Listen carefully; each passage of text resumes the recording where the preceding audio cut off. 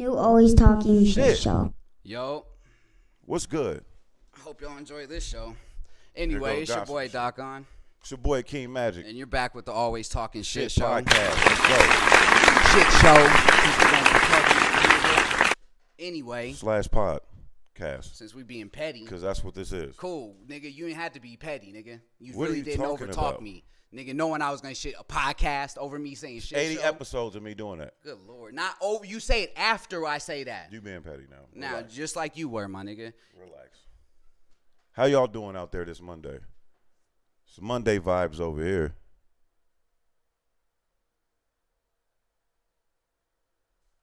Anyways, let's go. Where we at?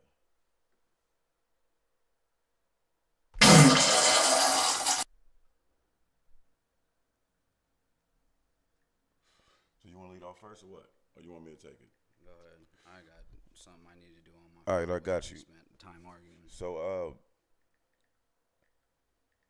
this just in, man. YouTube is on fire. All the social networks is on fire. Comes up a lot. Wack 100, Nipsey Hussle, and Big U. There's a lot of drama going on there. I was watching the Star Report.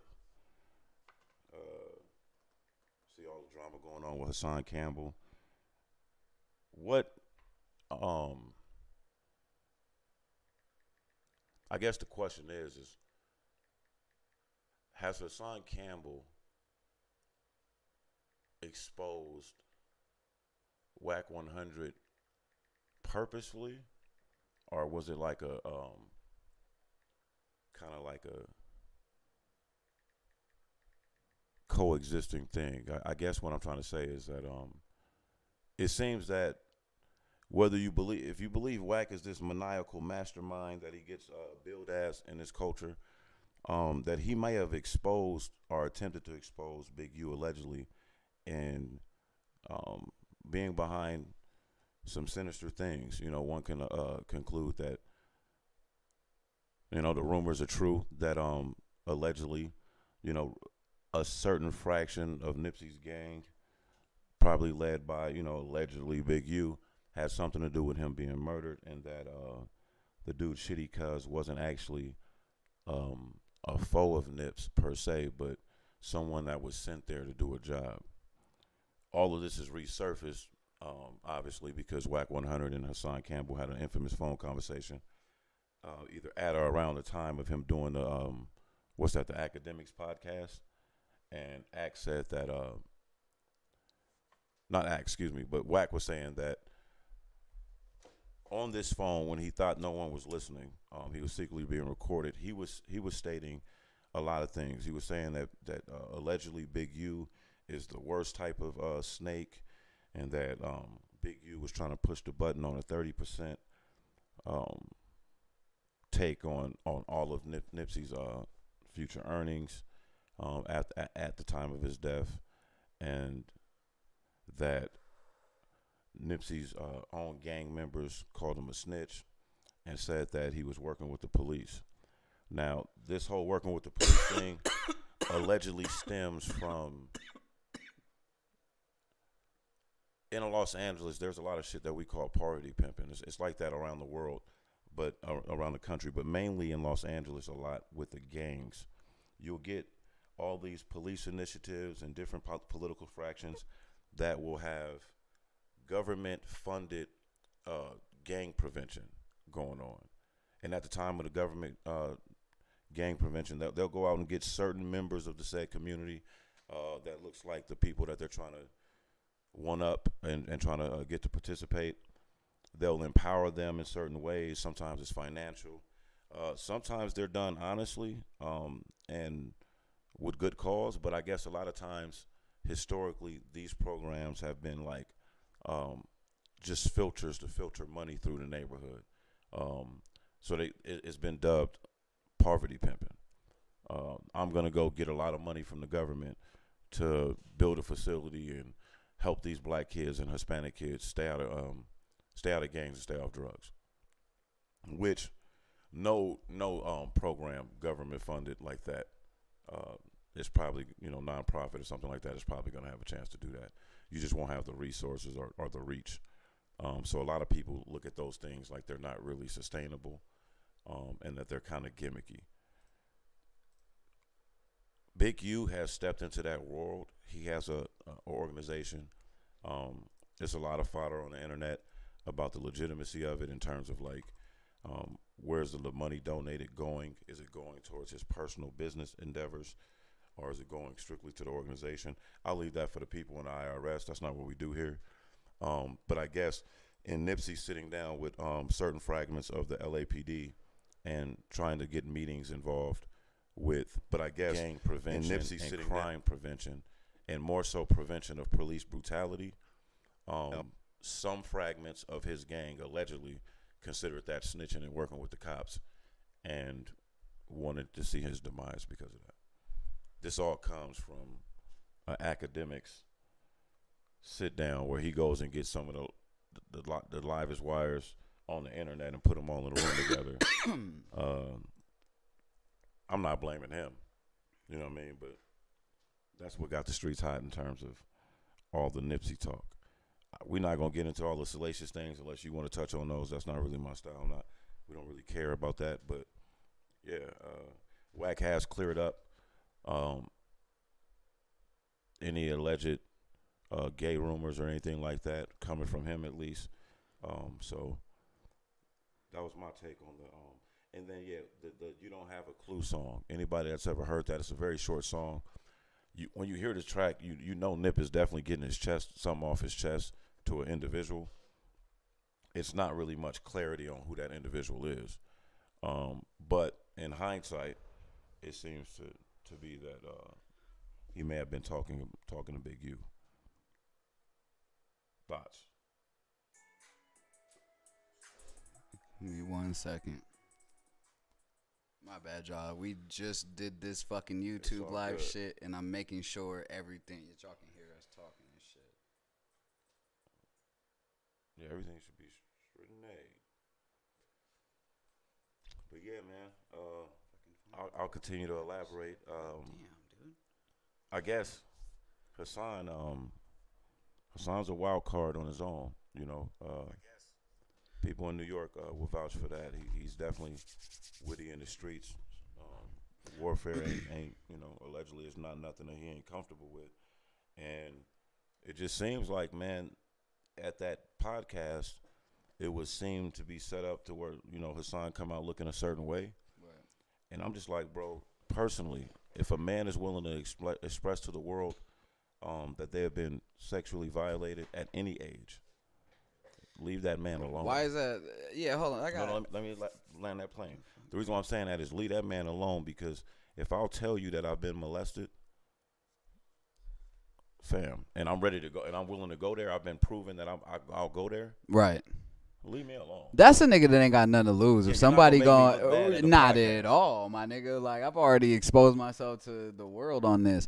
But I got my own little thing on this nigga Wack, bro. Just to segue off your shit.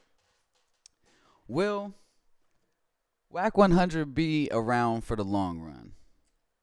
Because we definitely seen the troll tactic work for other artists, even one that he manages in Tekashi. But is that shit going to continue to work for this dude? This nigga goes after the untouchables, like you said, Nipsey. He went after Jay-Z saying he needs Beyonce, saying shit like Masterpiece broke and taking fucking Tekashi's side. Now saying the nigga's got a movie about him, his homeboy, and Nip's baby mama.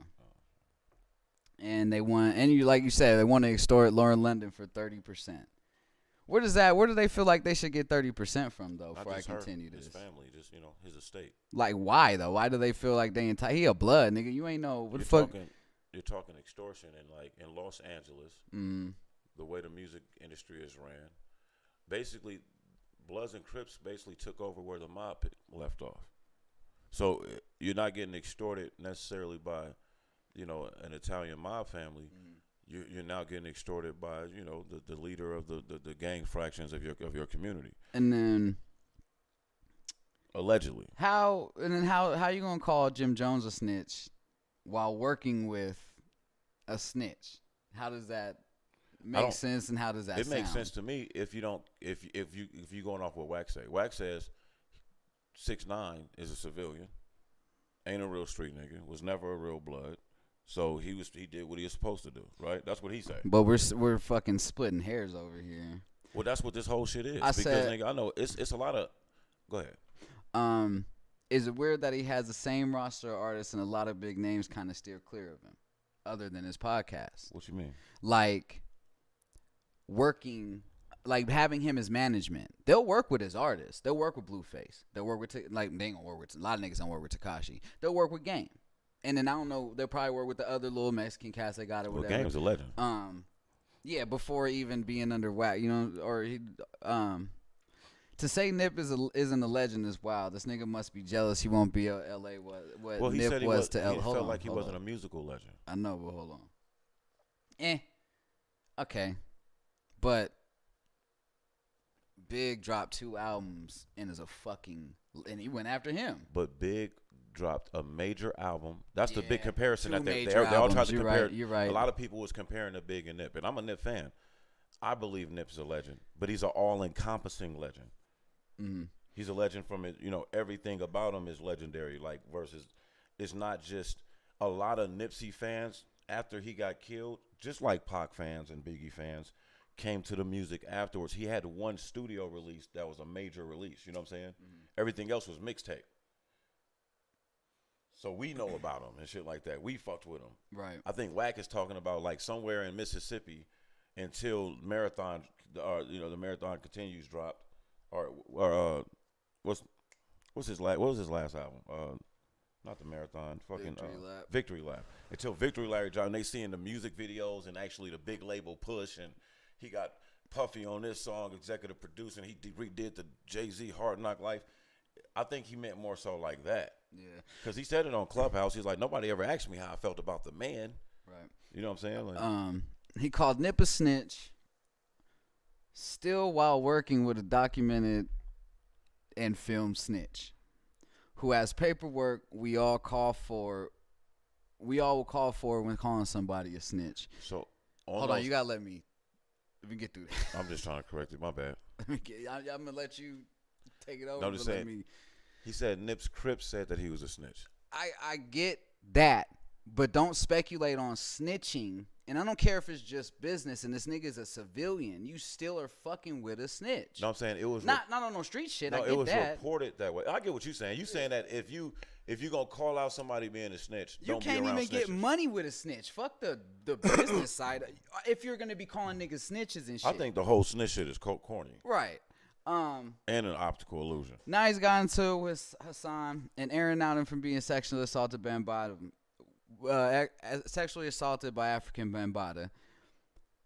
What's crazy about that part is if Allegedly. Wack did that to a white person on Clubhouse, he would have got his shit taken. Oh, for bullying and all types of Oh, shit. yeah. Because he's doing it to another black man. Hassan, it's okay. Hassan identifies as a heterosexual black man.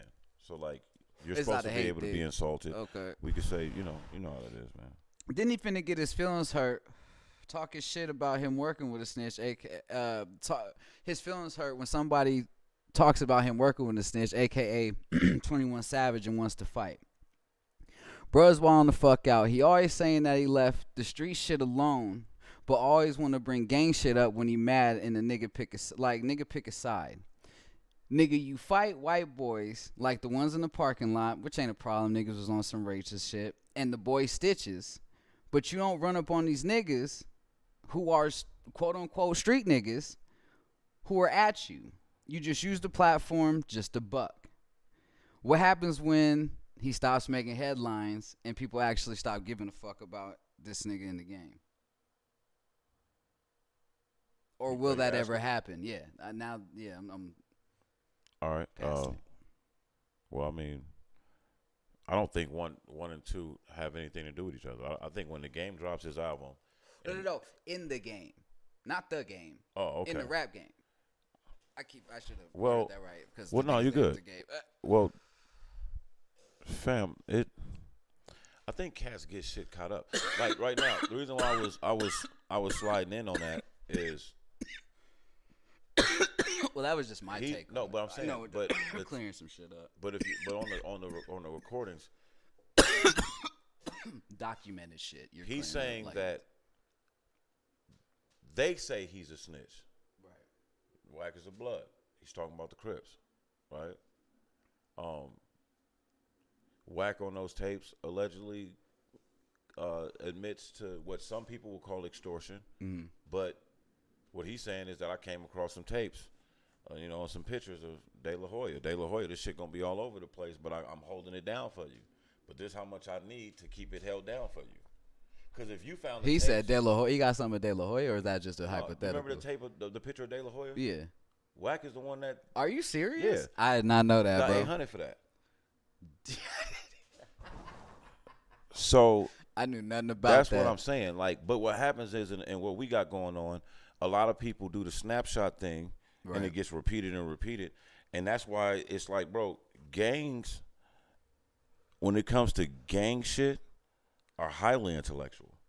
Oh yeah. So on the internet, it's like, oh, Wack can't go to L.A. Wack is all the Crips are looking for him. Like we all put these like people put these fantasies on gangsterism, right? Wack is also a household name damn near in this culture, and he's a multimillionaire. Right. You don't just go kill multimillionaires every day. You couldn't. Wack also can afford security. Wack also is a real businessman that be in Right. and out of these business. Like, I mean, it's just, what does it behoove someone, unless they gonna just crash out? Yeah, crash Like, dummy unless someone shit. just go do some, like, Eric Holder shit to Nipsey Yeah. and crash out, allegedly, because we don't even know how that's gonna end. Right. What else am I gonna do? Like, it's the same thing with, and Wax knows that. That's why he's a evil genius. Mm. And he knows he's talking to kids. He's almost 50 years old. Nigga, he getting on the phone. He was a gang member when gang members were like, when that shit was at his prime, niggas, they was killing each other. Early on sight. 90s shit. It was going down. Like all that. Late 80s, early like 90s he always shit. says, he was a blood when the shit wasn't popular. Before Right. rappers and before Tupac wore the bandana and Before Lil But Wayne, why all this shit? Like, here's the thing. Like, nigga, you're obviously jealous of this nigga Nip. We're going to just call it that because you'll never represent to L.A. what he did. Fuck all the snitch shit. Fuck all the extra shit. You're going out your way to tarnish this nigga's name. Is it? That's why. Look, And if the you nigga never can't responded to defend what it. I was Oh, asking yeah, you. my bad. No, I'm saying no. That's why when I originally brought it up, Yeah. that's what my question to you was. Oh, yeah. Was no. Is this a situation of Wack just shitting on Nip's name, right? Which you can see both sides of that, right? You can see how some people get emotional and feel like that. But I'm not then even barking off says, emotion. No, bro. but I'm not saying you. But then everything he says, he has an explanation for it. He's like, well, shit, am I? You don't want me to say who calling him a snitch. And then all the Crips that was on Clubhouse that was pressing him about the shit. Right. When he said that, when he was like, yo, you want me to say the name? Took the wind out they sails. Everybody stopped talking because they was like, no, we don't want you to say the name. Right. You know what I'm saying? Because somebody's being protected, right? Oh, well, you want to know who did it? No, you ain't going to get me to say it. No, I'm straight. See, they mad when he say it. Right. Because it's just like, oh, you supposed to just not say nothing. Now, if I'm not a Crip or a Blood, I can see if some Crips was just like, nigga, that's in-house business, mind your business. And that's But where that's for them to have. But it is, and that's where I feel like also the niggas whack for is that type shit. Like, nigga, it's just, bruh, it's jealousy to me, and that's how I feel about it. And why do you feel like you're entitled and you want to extort fucking Lauren London of all people, my nigga? Who? When Wack? No, that's Oh, the who? thing. Big U? No, that's what I'm saying. That's what I'm saying. Slow down. Wack exposed through his conversation.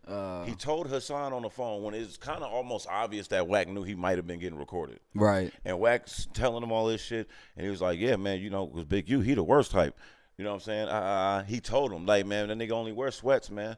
Don't ever have no gun on him. I know this nigga. Like, I really know Big U. I know him. Right. That's what he's telling him. He lining them up. Feeding him to the wolves. Like, hey, y'all scared of this legend. He 55, nigga, and don't want to go back to prison. He told me he's scared. He's scared to go back to the pen. Right. If he even get caught up in some shit, he back for life. Right? Now, through this conversation, the internet going internet, and now they pulling up this little program that allegedly Big U is a part of that says that if he sees any gang activity, knows of any gang activity, or he has to report it. Right. But it allows him other things. And, like, now he's on all these boards. Right. Like, dog, think about it. He don't have a paid and full story. Yeah, that's real. They Yeah, to make that yeah, nigga he wasn't no alcohol. kingpin, Like, dope boy like that. Killed. What gang member got nigga. to be like on that level of gangsterism just for beating niggas up and being a gang member? Nobody, nigga.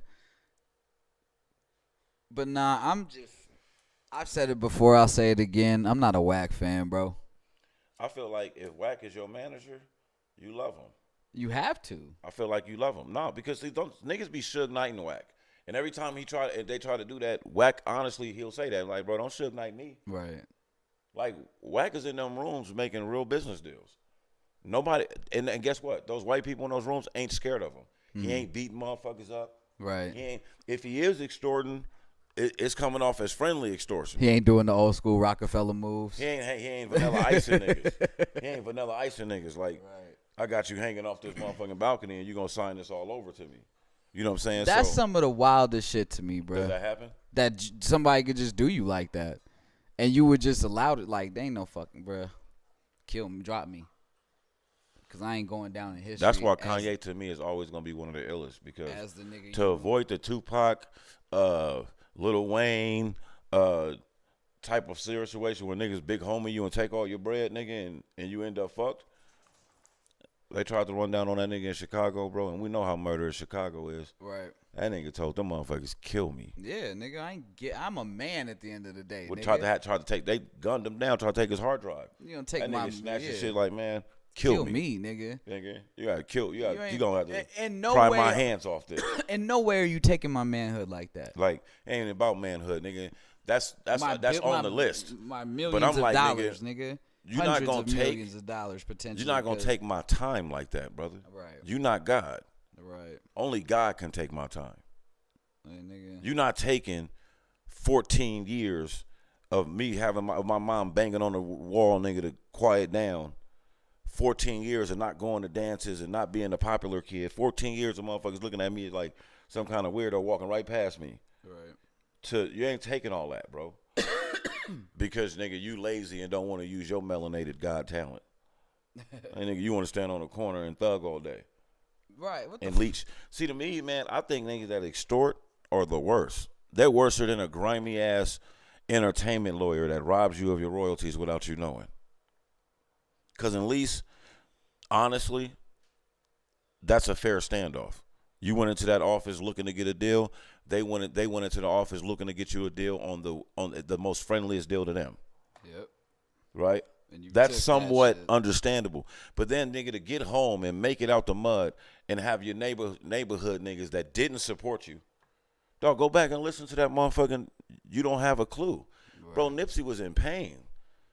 That's a dope night. Like, I thought it was just a little interlude. And I remember hearing it like, man, that shit hard. You should have made it longer.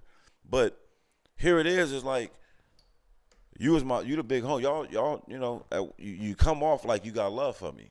Right. You come off like you're a protector of the neighborhood, and this is family. I built this shit on my own, nigga. I don't owe you nothing. Shouting you out, nigga, in a song and being from where you from is enough. Right, that's all I really. Like, I owe you that. I'm validating you, right, and what you come from. So it's just like, man, that's heartbreaking to hear. To hear that Nip was battling some of those things in his last days. You know what I'm saying? And you know, this is all alleged. You know, we're not putting anything on Big U. Man is a family man, has children. We don't have no proof saying that he did anything. Right. I'm asking the question because Big U and Wack allegedly had a falling out. You know what I mean? A line was drawn and sides was picked. You know what I'm saying? And this might be spillage of that. I think Hassan was the wild card. I don't think that Wacky. I feel like Wack either knew that this was gonna happen and wanted it to happen, or he really just didn't have a clue that this nigga was gonna come around and spill all that. But I'm just like, if I give you secrets, and and I want you to hold on to them, I won't go air you out. Right, yeah, to exactly. That's 1,000 people the next day. Because I'm going to be tight-lipped because I know I just told you some shit that allegedly can get me killed out here in these streets. What? Shout out to TikTok, first live on there, too. 100 motherfucking something likes and viewers already, my nigga. That's what's up. Shout out to the TikTok fam. What you want to get into? Rolling Stone, man.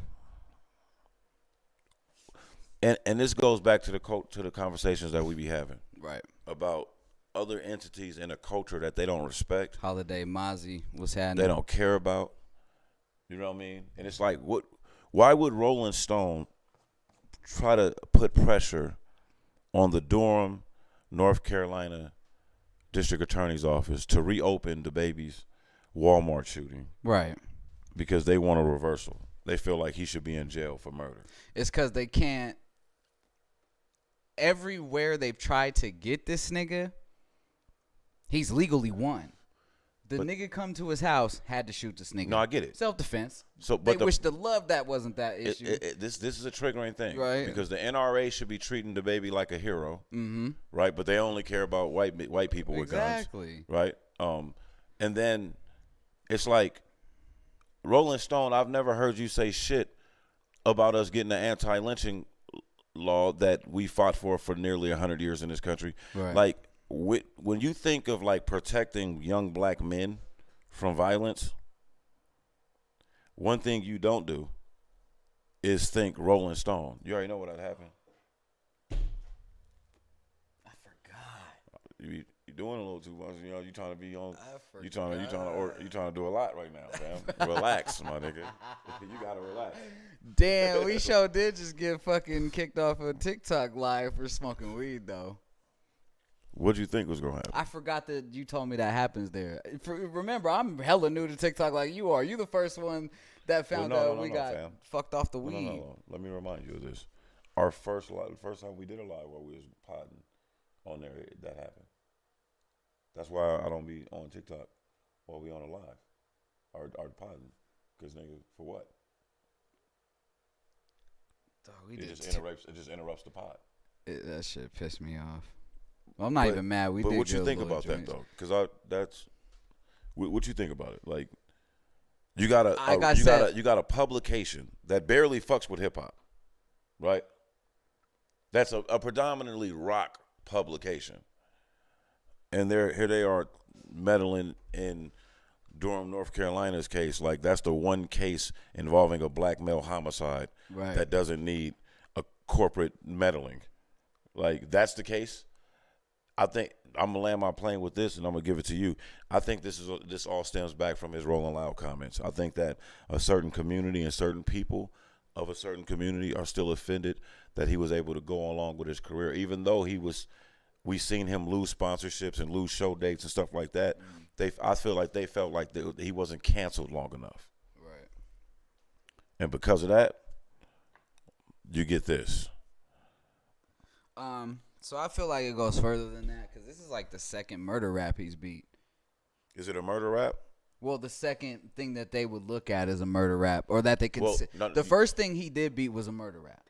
Is it a murder rap if motherfuckers come in your home and try to kill you and you kill them? No. This was before then. This was like when he first was getting on. He was fighting a case when he first popped, and it was a murder case. He beat that, and then he's got all these fighting videos. Then you got the Rolling Loud. Then now you have the shooting at his house that just recently happened. Self-defense completely. Somebody broke in his crib. A known man with mental derangement. Hey. Breaks into his house while his family and kids is there. And he didn't kill him. He gives him a leg shot and calls the police. Yep. He could have killed this man. Sounds like a fucking hero. But go ahead. By law. Again, the NRA should be doing a commercial praising this guy. Right. By law, they could have killed this. He could have killed him. Shot him up. Right. Now you feel like, oh, maybe there is a little angle on this closed case that we had, and maybe there is a little thing we can make look like new evidence to reopen it and make it look like a murder case, because now not only do we have the LGBTQ community on our side, because they fucking hate this nigga, because he got them bags again after they tried to cancel him. You got all those DAs and all them cops in courts that could never lock this nigga up for anything, and you're talking about a black man who's winning cases legally. You know what I'm saying? Not by technicalities, but by nigga law. Right. You know how the law should work. So right. I'm still waiting. I absolutely think that they're trying to open some shit up just to get some type of jail time out this nigga. So what you just described is a law-abiding citizen doing a law-abiding citizen things, but because he's a black rapper. Yep. I'm jumping to that conclusion. No, that's exactly what it is. You know what I'm saying? I'm saying that's Shout out my Adam opinion. from Houston, man. What's up, my guy? Hey, what's up, bro? I don't know. That's just how I feel. I mean, to some people that's low hanging fruit, right? But I'm just saying that's really not. If we take it off, take the rapper out of it. Take the skin color just for a second. He'd be a hero. No, I'm saying. Well, not a hero. Possibly. Like, I'm just saying. No, I'm just saying. Well, no, they'll cancel him the same. No, wait, let me LGBTQ will cancel him the same. Take those two things away from it, right? What you have is a multi-millionaire that was accused of murder and found not guilty of one.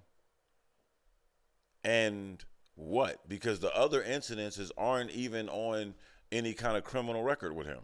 If he got arrested today, those shootings don't pop up in the sense that, like, oh, well, you know, he murdered this person and murdered this person at Walmart. The thing is, I find it ironic that the very video that they're using, and let me just say this, bro, I'm not caping for the baby. The baby does things that I'll just be like, damn, man, you don't have to do that. But he's young and he's rich and comes from a different environment. Right.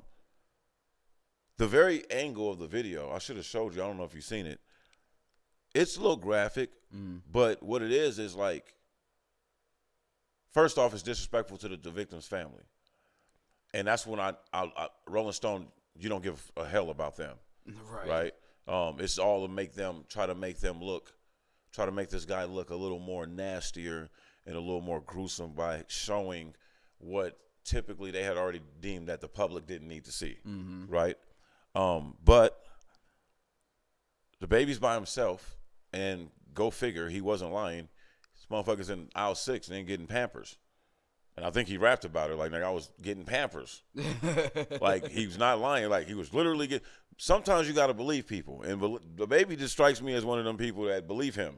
Right. When he tells you about himself, he seems very self-aware. Right. And so he goes and he's doing his thing. You know, he's getting Pampers. He's pushing his cart. And it's funny, not funny, but he looks like the baby now. Right. Like, same kind of like flamboyant fitted outfit, like look like he in some European type shit, like mixed with Kanye type shit. Like he's fit. He looks like a rapper. Right.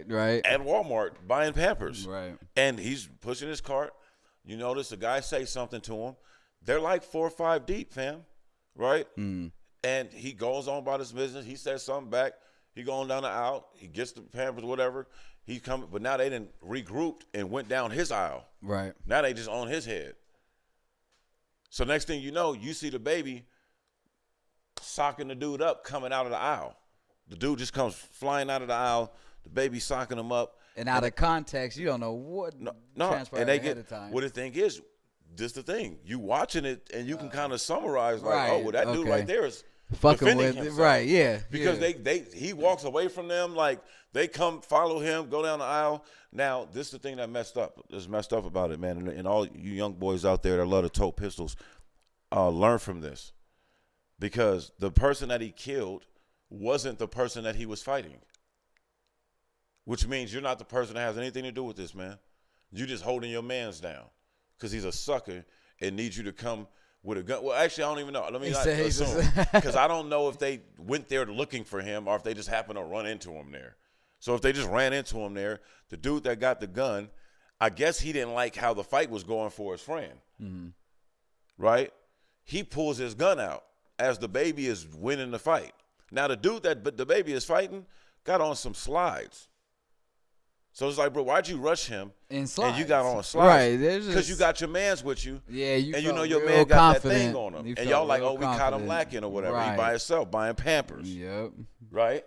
You got real confident. But a real man would know that dude buying Pampers, he trying to get home to somebody. And so what happens is they tussling.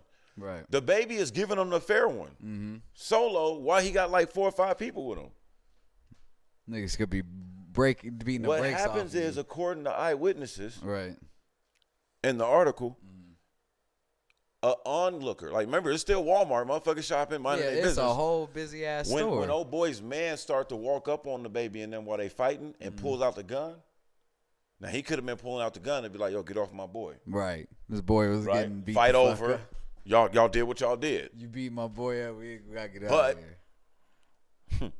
Unfortunately, when he pulled out the gun, this white lady shopping with her child in the cart and screams out, "Oh my God, he has a gun!" Now look where we are in the country. Motherfuckers come into places where people at and start shooting. Mm-hmm. You see a motherfucker with a gun, and especially if you're not in Nevada, out here in Vegas with us, where it's normal to see a nigga with a gun on his hip at Walmart. Right. You're going to be like, oh, my God, he has a gun. Mm-hmm. This nigga's pulling out the gun, walking down on the baby, and I don't know what he's going to do. Right. That's the unfortunate part. That's why he didn't go to jail for murder, because we don't know what he was about to do. Yeah, niggas don't know what his intent was. He didn't say nothing. Right. He didn't say, hey, man, stop fighting, or it's over. Hey, get off my boy. Right. Like, you know what I'm saying? So what the baby do? The baby is fighting this nigga, and hears the lady scream, he got a gun. Looks and see this nigga with a gun in his hand, push old boy off of him and pull out and give him one. Noodle him. In the Walmart? Oh, yeah. That's right there in the aisle 6. Who shot? The baby shot him? Yes. Damn, I got to see this. Bro, he wasn't by himself. Yeah. I mean, he wasn't with a whole bunch of dudes and it was a shootout and they started shooting wildly. No, bro. The nigga had a gun. I'm not glorifying what he did, but I tell you what. If he got a gun, if I got a gun, I'm shooting. If I have a gun on me. I'm shooting. And I feel like you're threatening me in any way. First off, I'm not a gangster or a thug, so if I got a gun on me, we not fighting. Right.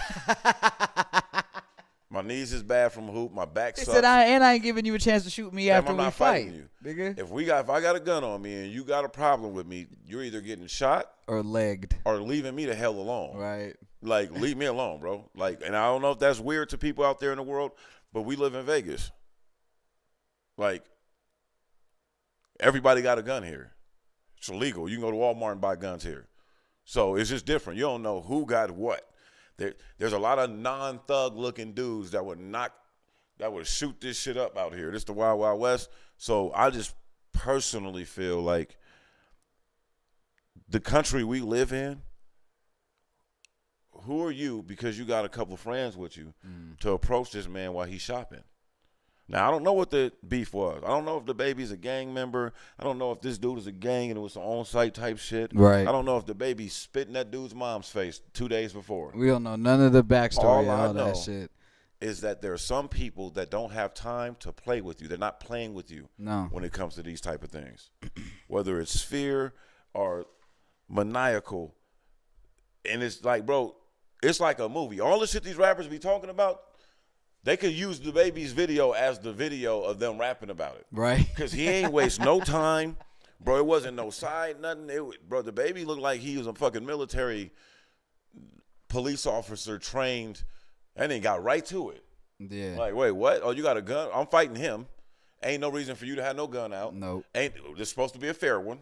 Right? Right. And y'all breaking the rules. Okay, he calculated that quick. Like, you got a gun in your hand, you getting shot, and I'm not shooting you where you can shoot me back. I'm killing you. It's over with. You got to go. Hey, and then when he walks off. Hey, I'm turning your water off. Turn this off. Yeah. He walks. Turns his water. He walks out the aisle. Right. You know, people are tripping like, motherfuckers is like, and I never, like, this lady looks at, when you see the video, like, this lady looks at him like, oh my gosh. But she didn't look at him like, oh my gosh, like, you know, you just. She looked at him like, damn, you just really had to shoot this man. Bro. Like, you had to do what you had to do. I'm putting my own words and in it. they're North Carolina, right? I'm just saying, so that's fam, gun-tone white people. Those are the same and white black people. And black. Shit. Those are the same I got peoples from North Carolina. Right, They'll shoot you. Being like, I did the same thing. That's all I was about to say. It's right like, in his motherfucking face. The energy that from like that you get from someone like this. There was a couple people running and ducking because they didn't see it. Yeah, but it was this lady the ones who saw it, it was this lady that kind of like damn. she looked like she kind of seen it because he kind of walks out and she definitely like pushed her basket like, oh shit, and like I don't know if he did it consciously or self-consciously. He kind of like he was a little dazed a little bit like, oh shit, I was just buying diapers, fam. Life, bro. I was just in here dolo at Walmart buying diapers. These niggas came, said something to me. I say something back. I go down a whole nother aisle, mind my business. Next thing I look up, having to kill they on my aisle. Next thing I know, me and old boy fighting. You know what I'm saying? And then next thing I know, I point blank kill somebody, and this lady screaming. And then like he just pushed, like she pushed her basket and went in the aisle, and he just kind of like he like fixed himself. Like I think he like put his gun. I think he just kind of like and he kind of like nudged it back to her, like nigga, like get your basket.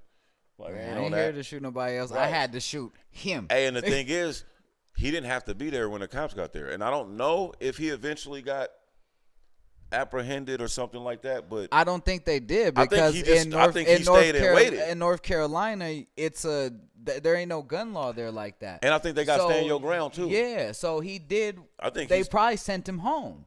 Bro, the baby might be the only black American male. He's the only FBA person I've ever heard of, nigga, getting off on a stand your ground. Right. Right. Because that was a controversial thing at one point in time. Like, damn, you know, like, what you got to do to get a stand your ground law, like, for certain people. But I don't know, dog. It's weird. We live in a weird time. The hip-hop I grew up in, like, nigga, if Tupac would have shot, I remember when Tupac shot those off-duty cops. That shit was legendary. Oh, yeah. Right? They didn't die, fam. Like, and they were doing something illegal, so he didn't really get caught up with that. But I'm trying to think of, like, what if DMX had 3 bodies? I think cats our age be overlooking. What if Jay-Z had 3 bodies? I'm just saying, nigga, big pun. Anybody that we grew up, nigga, NWA. What if anybody in NWA actually had, they'd still be in prison right now. Not even that. Oh, I'm saying, the same. What if they were alive to rap about it? Yeah. See, we be talking about, like, the millennial shit, and we would like to say, like, oh, you know, these young kids. Hey, look at X-Rated. Hold on, like these, but see, there's a difference.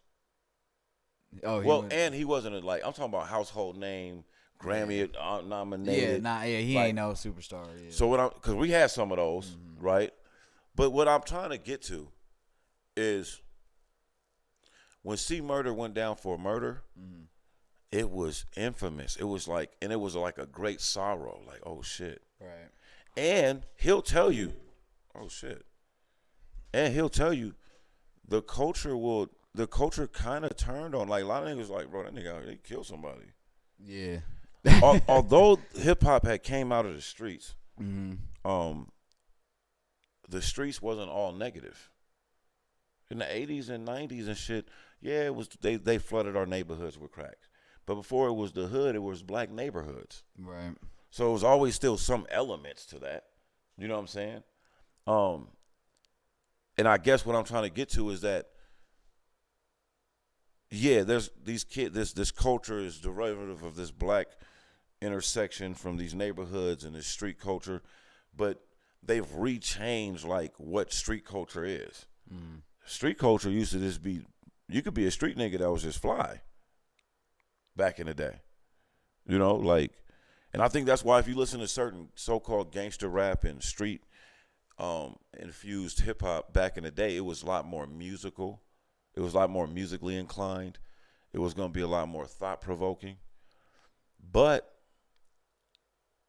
compass the crack generation that we came out of and shit, and then the shit that these niggas was talking about. Think about the wild shit niggas was saying that got politicians upset, and Luke got banned for talking about fat asses and titties. Look at where the world is now.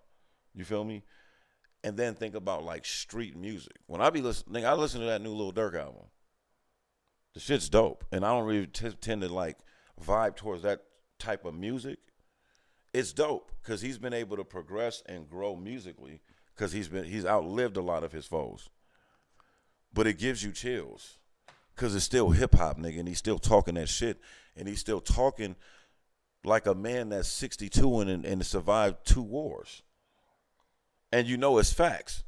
So I be thinking to myself, like, the way DMX moved people, when that first X dropped, I'm like, man, it's scary to think of what these young niggas is doing. These younger people, these cats can't make this type of music and be living this type of life and getting all these gains if nobody's participating in it. Nobody's buying it. Nobody's supporting it. And I'm never calling for them niggas to boycott their music because their story needs to be told. Because when you flood certain areas with drugs and guns and ammunition, right, and you put out there like a gang-esque task force of police officers that the only thing is separating them from the people that they're arresting is their badge, it's a clusterfuck. Right. And that's what you get. And somebody is into that. Somebody wants that to happen. Mm-hmm. You know what I'm saying? It's just about finding out who was pulling those triggers. It's got to be a lot of self-accountability, but that's been a like broken record in our culture and community, right? Mm-hmm. Whose idea was it to say, hey, yeah, you know that guy that they're protecting because he's talented? Don't sign him. Sign the one protecting him. And that's a cold dynamic of where we are. Like, you know what I'm saying? This shit has gotten way out of hand. And I'm going to sound like the old head. Shout out to all the drill music, all that. You know, I'm not for boycotting it. I think that shit can, you know, continue to, like, develop and evolve. I don't know how we got on that tangent. I probably took us there, but. Hey, bro. We just got permanently banned off TikTok. Yeah, bro, I don't even want to talk about this shit. Like, fuck them. How? It's For a broken record. Once? No, it's not once, bro. Oh, well, yeah, because you redid it. Yeah, I did that. There you go. Yeah, what the fuck? I can understand if it was on the one that you created. There it is, man. That's a wrap. Well, I have to create another one All on right, you, know, bitch and niggas. you never know. With their algorithms, bro, you never know. But that's good. We can move it on, man. All right. Daryl Howard is his name, right? Yeah, let me get into this. So, wrongfully convicted man awards $6 million settlement, and now the city refuses to pay. Daryl Howard, a wrongfully convicted black man who had his case successfully overturned on 2 murder convictions, sued the city of Durham and won, but now the city is refusing to pay him. after spending $4 million to fight and defend the cops who trumped up charges on this man. According to the Observer, a federal jury found that Detective Daryl Dowdy, who spent 36 years with the city, lied on Daryl Howard in 1995. As a result, Howard spent 21 and a half years of an 80-year sentence in prison. A federal jury found that Dowdy violated Howard's civil rights by fabricating evidence and purposely conducting a poorly run investigation around it. The action resulted in a jury convicting Howard of 2 counts of second-degree murder and 1 count of arson. He did none of this. Howard and his attorney argued Dowdy was given the authority by way of his badge to set up Howard to be convicted of murdering Doris Washington, 29, and her 13-year-old daughter, Nashonda, in 1991. The 2 females were found dead in the Fairview Garden apartments. DNA evidence suggested both mother and daughter were sexually assaulted before they were set on fire. However, no DNA or biological evidence linked Howard to the crime scene or as the rapist. The trial lasted several weeks, with the city spending more than $4 million in litigation in defense of the detective. Still, the jury needed only 1 hour to return to the court with a decision that sided with Howard. How is it that A, the retired cop doesn't have to go to jail for basically lying in court and sending a man to jail for 80 years? If he was able to get the case overturned. And B, how the fuck does the city just decide that they won't pay? If we get sued on this platform, can we just say we ain't finna pay? Hold on. I can't. Are you asking me? No, I'm basically asking you a whole bunch of questions. I'm forming questions for the people. So yeah, you can answer these 2 immediately. I just fumbled. So. Well, okay, so now let me get in there. So it sounds like, look, what's his name? Daryl Howard. Daryl Howard. God bless you, brother. He's been, I think, so the federal court granted him $6 million. Yep. The city council of Durham had a. No. It wasn't. He's not federal level yet. I thought it said Is it on the federal? article the only thing that just sent me. I thought it said that he that it was in a federal court. It was a federal court that granted that he that awarded him the $6 million. And Yeah. And now the city of Durham is neglecting to pay that. So they're basically, after the Trump regime, a lot of elected officials thought that they could just thumb their nose at like the federal system, right? So it seems like this cultural war between the federal level, and the state, where they're like, man, yeah, we framed it for this, and we lied about this and that, and we got 28 years of free imprisonment from him, but he's out now, so let him go get a job and figure it out. We don't care that y'all said we owe him $6 million. We're not paying him that. How you feel about the cop being proven to do to fabricate some shit and not having to? You're only worried about the civil suit. There ain't no like jail time involved in that. How does that? I'll tell you my real thoughts off camera, but for the show,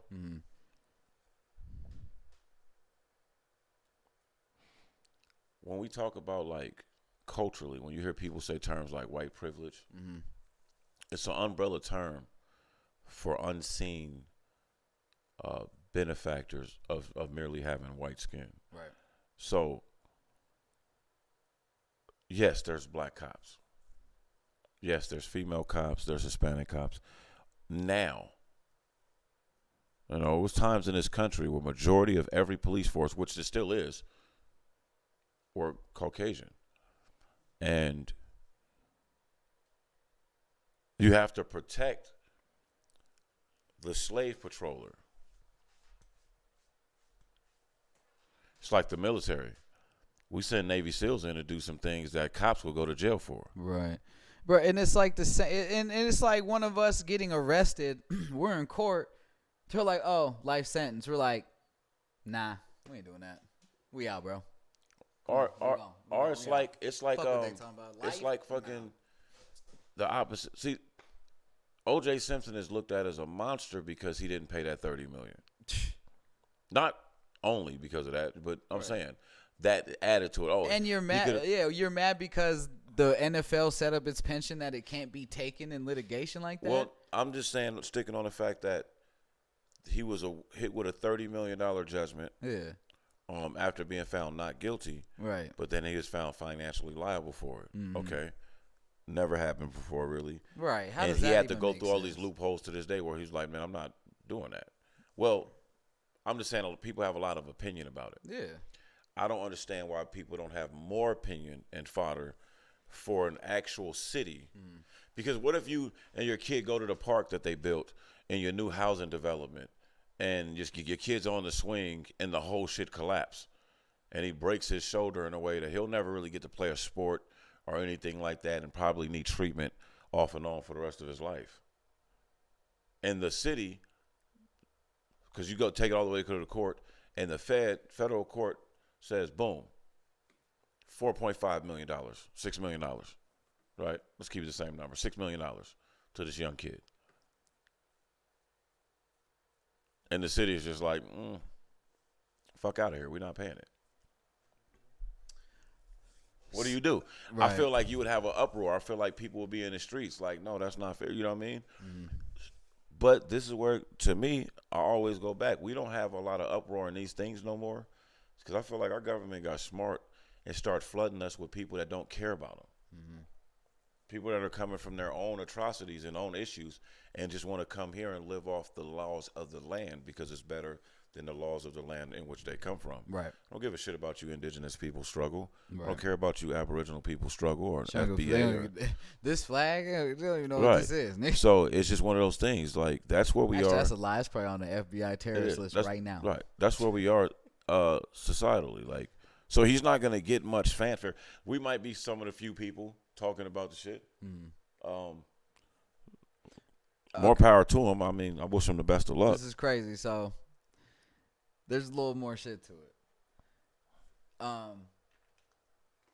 So all the decisions that were made for them not to pay this shit was done behind closed door dealings. That's what I'm saying. Yeah, I know. Like, nigga. And then on top of that, you want this man to pay for the officer who had him wrongfully convicted, lawyer fees, and then two other people, part of the justice system, who retired at this point. You want to pay for their lawyer fees. Mm-hmm. How do you ask? If that's not racism, right? I don't know what is. How dare you ask of that? How do I owe you? You have insurance liability funds for this. You have government funds for this. City funds for this. Taxpayer funds for this, nigga. How you gonna ask this man who you took 21 and a half years of his life from him, wrongfully convict him of murders? You're deciding not to pay him his money. Then you're gonna ask him to, bruh. Because it's a big FU. Bruh. And it's a big FU to the fact that you were able to get out without dying. Yep. It's a big FU. People don't even understand how hard it is to overturn a fucking conviction. It's a big FU to the fact that you've got us in court. You're it's proving a big that FU we're to fucked. The fact that you were awarded $6 million. So now we're gonna make your black ass rich. Yeah. Over our dead bodies. Because it never was about justice. And all that's gonna happen is they're gonna lose this case. All he's gonna do is take it to the Supreme Court, and now he's probably gonna sue him for hundreds of millions of dollars. But look what the Supreme Court's been overran with. Yeah. We don't have a liberal Supreme Court. We don't. We just got Ketanji. I was about to say it right too. I thought I was gonna. I didn't want to do her dirty like that. So we'll see. Yeah. It's crazy because it's like we'll see. You're basically fighting against a justice system that lied against you. That you now have brought to light. They're lying against you. So basically, you're fighting that shit. Like, and then hold on. You're a parent. Yeah. You have multiple children. One kid wants a fucking milkshake at a certain time. Now, that kid might can handle it. Right. But nah, because all the other kids probably going to want a milkshake. Right? And they can't handle it. Right. And it'd be pretty fucked up It's for you like, be sitting here drinking a milkshake. It's the same thing about birthdays. There's some families out there that will give every kid a present on one kid's birthday so they don't feel. So no one feels left out. I wish the fuck I would. Now, I will sit you know what my you mom will used go to to do timeout that I me. kind of noticed as I was older? I'll beat your little ass. It would always be one present, like especially when we were children. Right. It'd always be one present that everybody can kind of play with. Yeah. That's different. They would have bought something It's my shit. that they would have but they would have bought something that day that was we all you know what I'm with this saying? shit right here, or if you they know what I'm bought you a saying? game console with two controllers. Or that's something for everybody to play. Or Hungry Hippos. Or you can even just buy a separate thing that everybody can play with. Oh, I get what you're saying. Not I like, get what you're saying. It's a central so toy you ain't for taking the away kids from of that Shorty's day. birthday. Right. You ain't taking that, and I still get to play with that. Right. It's kind of like the party games. Exactly. It's just for everybody to do. For everybody to have a little you know something. Right. You know what I'm saying? Right. Or it's like Now, it's like I understand gift bags at a birthday party. That makes sense. A little bag of candy, little toy in it. Because that's another thing. It makes everybody feel included. Don't nobody feel, but everybody knows we're still at. These are his big presents. And to me, that's a big lesson. Mm-hmm. Like I have a friend, man. He has 2 daughters, and one of his daughters tells me the story. One of his daughters was young. She's younger. Right. She just was pissed off. We had her birthday party. She's having a horrible time. Attitude. She's mad. Not just because it's not her birthday party. And he was just like, and he kind of figured that, and so he picked her up. And we're walking up to the car just to take her out. Right. Like just you being a man. We gotta. Right. We've all done that in the store with our kids. Right. So as we're walking out, like he was saying, like, so what? Like, you mad? Like you don't want to be here? You don't want to go skating? No. You don't want ice cream? No. You don't want cake? Because no. it ain't about you. You don't want nothing? No. You don't want to have fun? No. Because it ain't about you. Wait. Why? You don't want to have fun? Cause you don't want to. You're not having fun because it's not your party, and none of this is yours. Never in a million years do you expect the little girl to look and be like, yeah, like nigga, that's exactly. You get me. Like yeah, and then you gotta check them like. She looked at Pops like, yeah, exactly, Dad. Like you get and me. then you gotta check that shit. Now like, fix it. Right, like oh no, you fix your little ass. That's just to show you that, dog. Some things still need to be taught. Yeah, that's real because I taught my kids. You're not a bad person for that. Right. But if you don't let your kid go to other parties and stuff because they're gonna act out a little bit or be mad because they don't get it. Yeah, what see, are you mine was different. I had I have 5 children, so it's different for me than us. Because it's naturally gonna happen. Or like McCoy. Right. If y'all don't take him to no other people's birthday parties, McCoy has to be taught certain things that I was taught by other children. I was taught by my sisters how to share it. Yeah. You know how?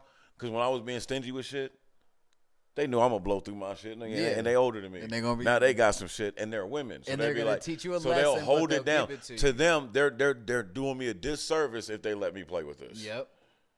I gotta learn that lesson. Yep. Then they might let you play with it tomorrow. Now, but today, you ain't touching you this, holding nigga. this. You holding this L. So fast forward to you gotta hold this L, bro. You definitely gotta do that because to him everything is his. I gotta check Jalen on the regular because he's starting to have only child syndrome. And I have to tell this nigga like when his sister's here, like, right, bro, like this is you got all this. This ain't just you. Right. And outside of all this, you got 2 other brothers from your mama. Right.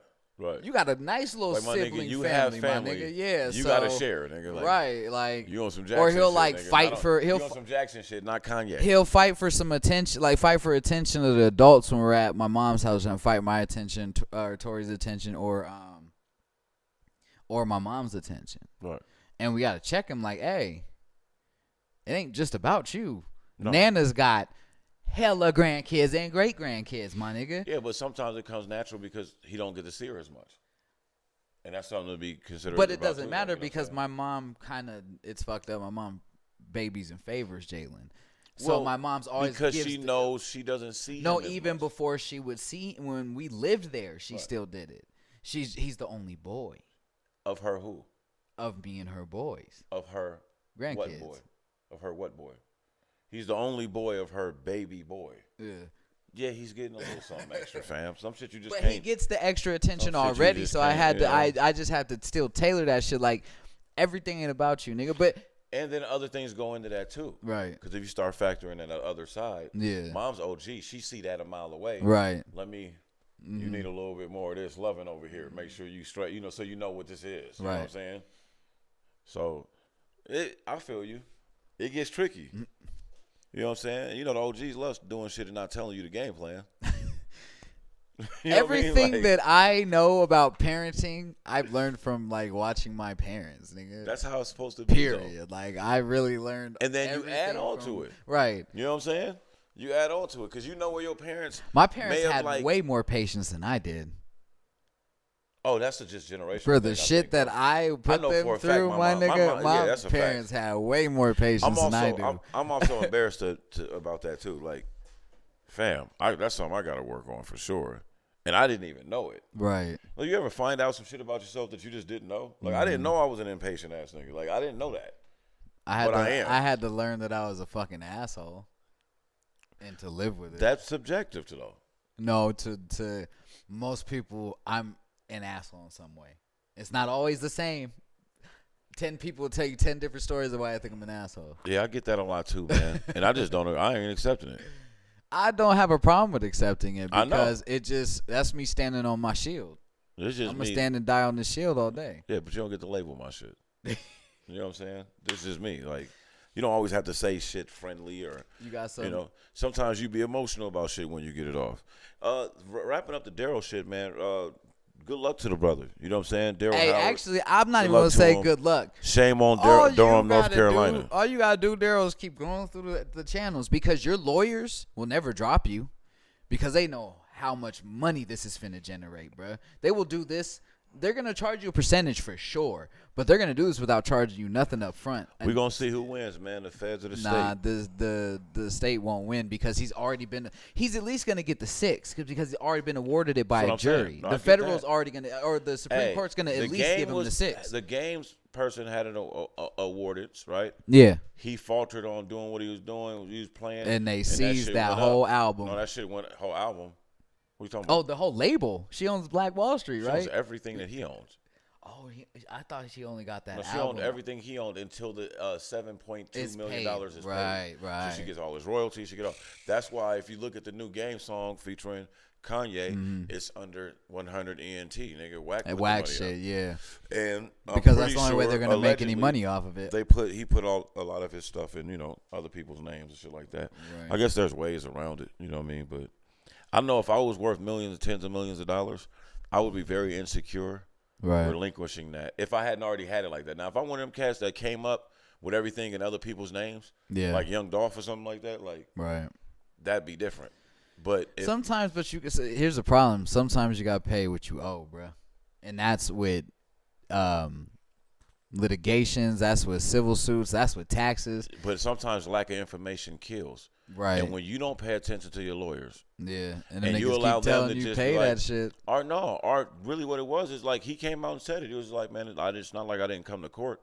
It was a miscommunication between between the court yeah. and my law office. He got one of them bullshit settlements against him because he didn't show the up. Rapper, And I didn't show up. and You I'm mad. game the rap. The way I carry myself, they probably. I mean, it's little shit. Yeah. Judge probably didn't even like the way your ass came to court. The know what I'm judges saying? get disrespected over dumb shit. Well- they'll get disrespected how you dress. You got the wrong shoes Well, on. They judges disrespected. have a God complex. Oh, because in that fuck courtroom, yeah.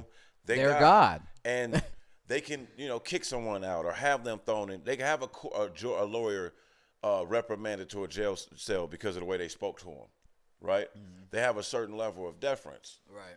So when you got somebody that comes in and has beat that whole system, like fuck your judiciary degree and all that, like yeah, I'm gonna tell you, I didn't see game at court, No. but I know if I'm game and I got to go to court on some shit that I feel like is For some bullshit, millions of dollars. I know how I'm coming to your court. Yeah. See, as a young man, I used to honor these certain like entities, but now I know what they stand for. Right. So if I got millions of dollars, I'm not coming in a suit. bro, I might Fuck come you. white tee, nigga, and some slides on your ass with a buck on, nigga, and jewelry, just to be an asshole. Because you lucky I'm here. Because if I didn't have to be here, it'd be just as lawyer. So now that's the thing. Look, a I'm couple even times, in the building. a couple times, just his lawyer did appear. Yeah, because But what- he's rich to that point where But it's what like, happens is that becomes antagonistic to the other side, and that's what people got to realize. Like, yeah, it's one thing to have wealth, but then it's another thing to be perceived as privileged.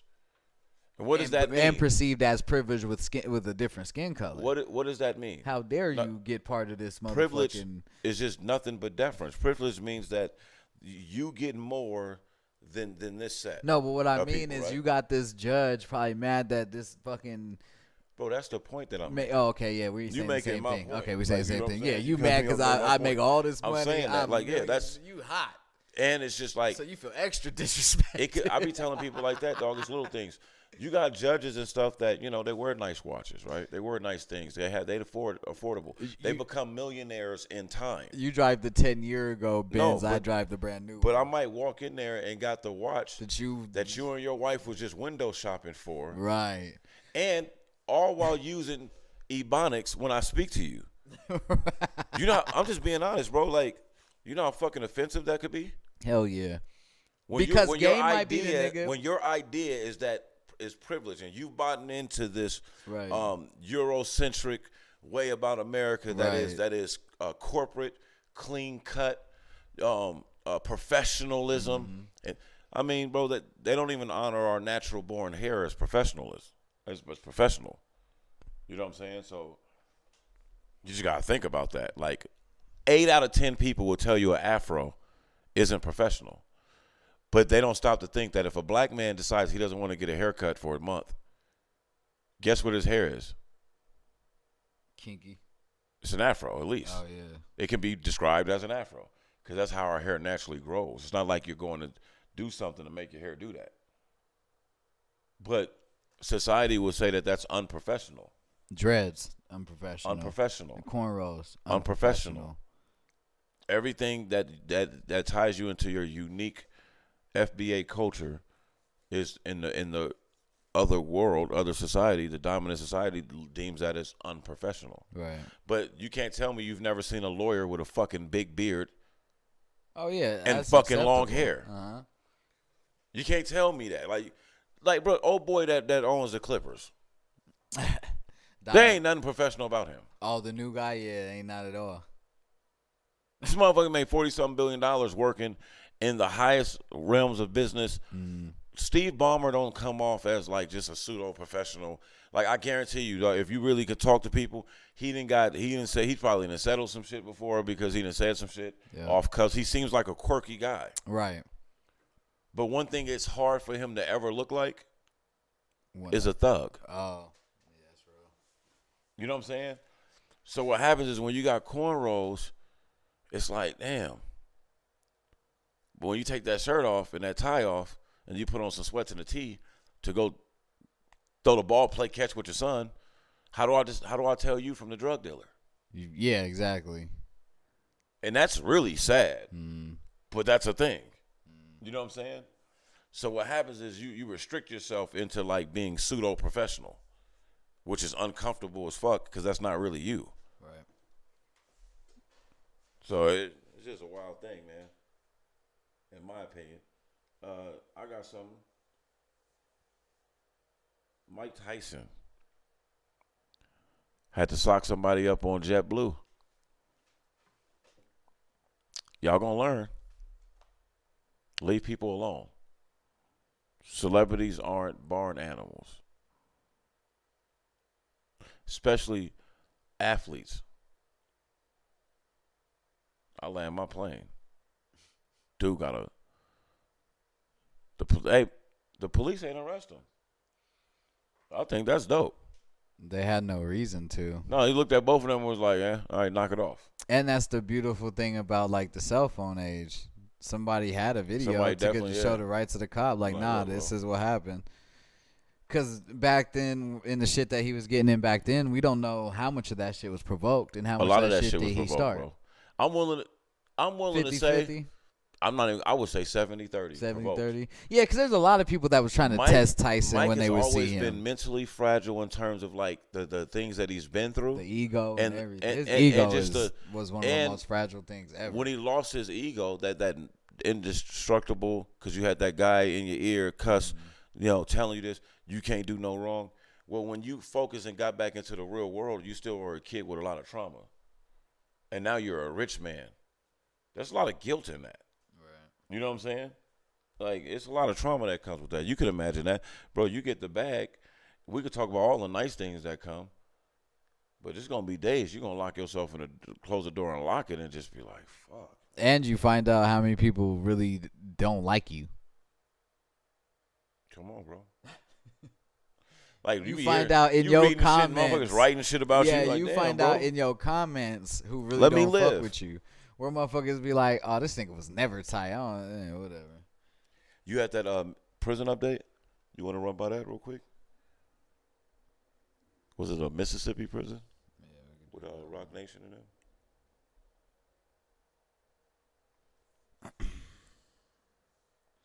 So Jay-Z and Yo Gotti back in 2020 revealed the conditions of a prison that sparked an investigation into the conditions of Parchman, a state penitentiary in Mississippi, and it has now been uncovered that it is unconstitutional. The facility violated the 8th Amendment right, which states that excessive bail shall not be required, nor excessive fines imposed, nor cruel and unusual punishment inflicted, and the 14th Amendment, which grants citizenship and equal and legal rights to African Americans who had been emancipated after the American Civil War. By failing to provide mental health treatment, failing to protect risk of self-harm, subjecting inmates to prolonged stints in solitary confinement, and failing to protect incarcerated individuals from violent inmates.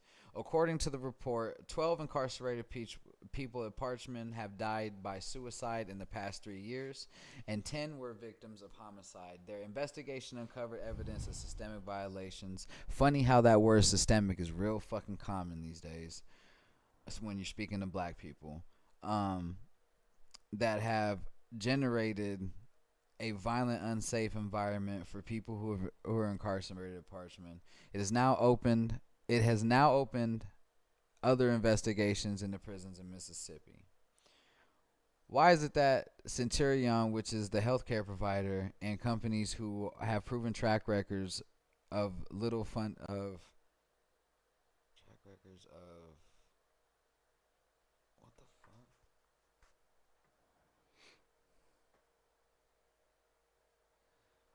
is a little fun to get, yo.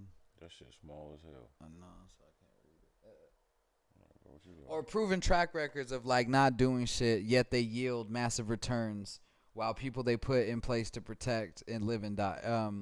While the people they're put in place to protect live and die, and when someone dies, the next of kin is the last to know. Sometimes have to investigate to figure that shit out.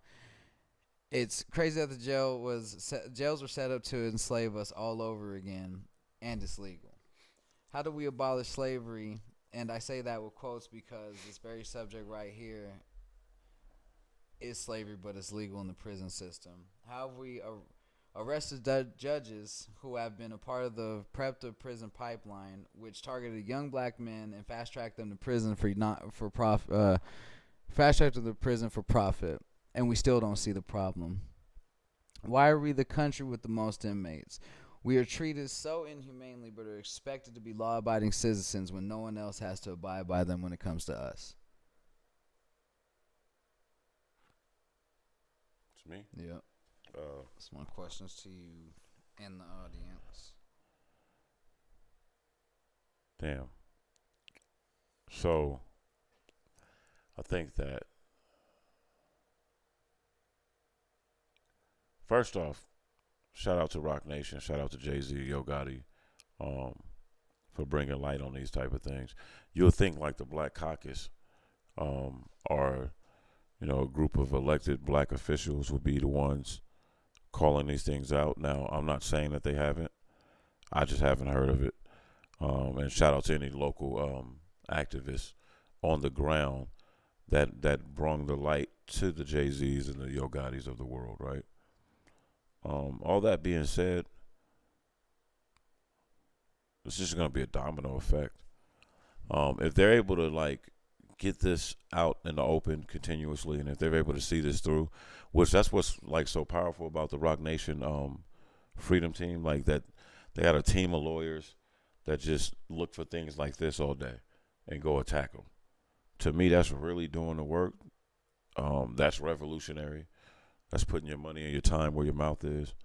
But and what's crazy is Jay-Z has been proven to do that so many times. Gets very little credit for it. You know what I'm saying? He puts. Yeah. He's not. Here's the thing. You don't see him in no marches. You see him at some marches, some protests. He funds them. But funds everything. Yeah, they funds them.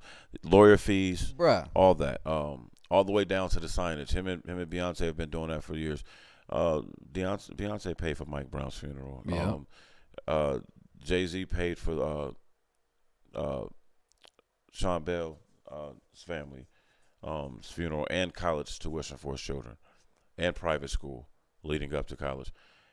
It's a lot of things that they do that he's always done culturally, but doesn't want that type of credit for it and doesn't really do it to receive that type of because credit. It's And I respect crazy it. that we know Michael Jackson to be one of the most generous entertainers in history, but we can't. I can't imagine Jay-Z being very far behind it. No. If not, he's eclipsed it now. You just think about even just him building those water wells in Africa. Right. Back, he's done a lot. But because of Jay-Z's style and his past and, and other entities at work, he doesn't really get. It's funny because, and this is not a knock, but off the mic, Jay-Z is like damn near more Nas than Nas. You know what's crazy is I think the other reason is we don't hear They all both his are like what his hands revolutionary-minded people, but only one kind of gets viewed as that. right. What his hands are in is also because like the public perception of some of these corporations he probably is helping. Well, what do you mean? See, that's Because the thing, they though. would try to some Well, things he I'm glad might you try said to that. vilify him. No, let's stay there. You Let's know stay what there. I'm saying? When you are in the head of the class, and I'm talking culturally, Right. if I'm the first motherfucker through these doors, kick in the door, I'm here, right? I'm the first one that's owning all my, in this rap shit, I own all my publishing. I'm going to sign other artists. They going to own their publishing. Right. We going to do it this way, right? If Right. you're ahead of that class, you're going to get the thrones in your back because niggas don't see that far. Right. Right? And so it looks like, oh, he's selling out. I'm going to show you the evolution of this. I remember when MC Hammer bust out with a British Nike commercial and a Pepsi commercial, and he was like, oh, he's selling out hip-hop. No, that nigga's getting the bag. But at the time, it wasn't perceived as that. Yeah, exactly. Because we were trying to safeguard our culture. And it's funny Right? how back then they pick and chose So- where to safeguard our culture No, at. but the thing is, if And you they didn't have didn't- no cultural alignment with hip hop, Yeah. and you did a deal with them, you looked like a culture vulture, and hip hop was predominantly still black then. Yeah. They would definitely call you was getting called out for that, right? Right. And they were picking and choosing who they wanted to bring to that level, right? Yeah, And that gives them too much say so in this culture. for sure. So it I was see- so I it was see a what you're saying. rebellion Right. against that. But Right. with the evolution, we got smarter. We evolved. We understood. Well, hold on. We need these partners. We can these partner partners because yep. it wasn't partners that first. Well, it no, was yeah, it was endorsements. endorsements and And now we sponsorship. like, oh, because of the holes in them of the world and the babies and the peas. Now and these shit like partnerships that. done turned now into we thinking millions partnership, and millions of dollars. and either yeah. way it go, you need us to be successful in this space. Right. And this space keeps growing. So at first you turned your back on us, like, nah, we don't need y'all. We gonna mimic y'all. Oh shit, we need them. So now it's up to these young boys to understand, these young girls to understand, like, yo, no, you need us. You gonna partner with me, or I'm not fucking with you. That's hip hop. If you want to get, I almost said something. If you want to get screwed over by their label, that's R&B, soul, jazz, and rock and roll music. Right? If you fancy yourself, and that's the problem though. Well, you see what they did? They made hip hop culture obsolete to some of these young kids. These niggas, oh man, I don't care about that hip hop shit. But you're a rapper that raps all day, nigga. You are a hip hop. You artist. a whole rapidy rap You ass part of this nigga. hip hop culture, and if you fully embrace it and entice it and educate yourself in it, immerse yourself in it, Right. it'll be harder for these dudes to do you like that. Right. Because you would have heard all these other cats. Dog, I don't really feel bad for nobody that signs a bad deal. I don't. Yeah, I don't 'cause feel bad at for this nobody day and signing age, a bad deal. yeah, this day and age, you should Man, be if you don't smarter go than listen that. to a Jay-Z album, why you think he called the shit the blueprint, bro? Right. And who's been more successful at this than him? I don't care if you don't like his music. I don't care if you don't like the way he look, talk, rap. Nobody, from. I don't care nobody about that none you of can that. say. You Nobody's should be done taking everything he notes from what did. his moves that he's doing. Like, oh, okay, this is what you got to do. This is the blueprint. Right. You know, like if Jay gets to that level, I mean, how much money are they throwing at him? Right. You know, it's like all deals aren't bad deals if you're moving like a boss. We talked about that. So to wrap my point up is when you're on a boss level to a new culture, and we're looking up at you.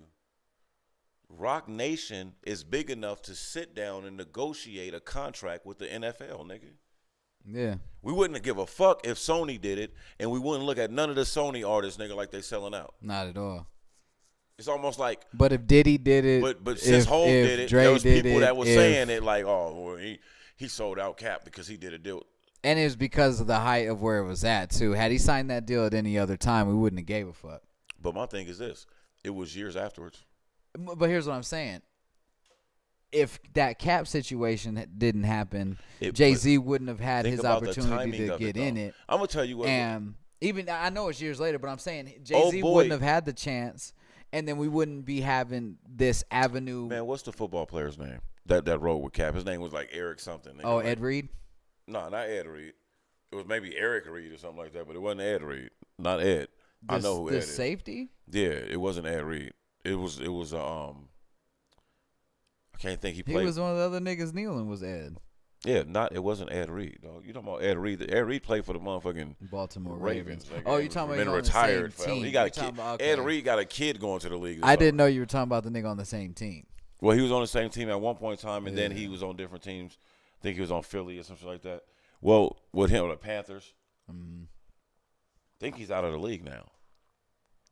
He's the one that kind of jumped off the porch and was like, oh, I lost all respect when he found out about Jay-Z doing Rock Nation deal and all this. Now, to get this, though. Oh. Jay-Z's a sellout.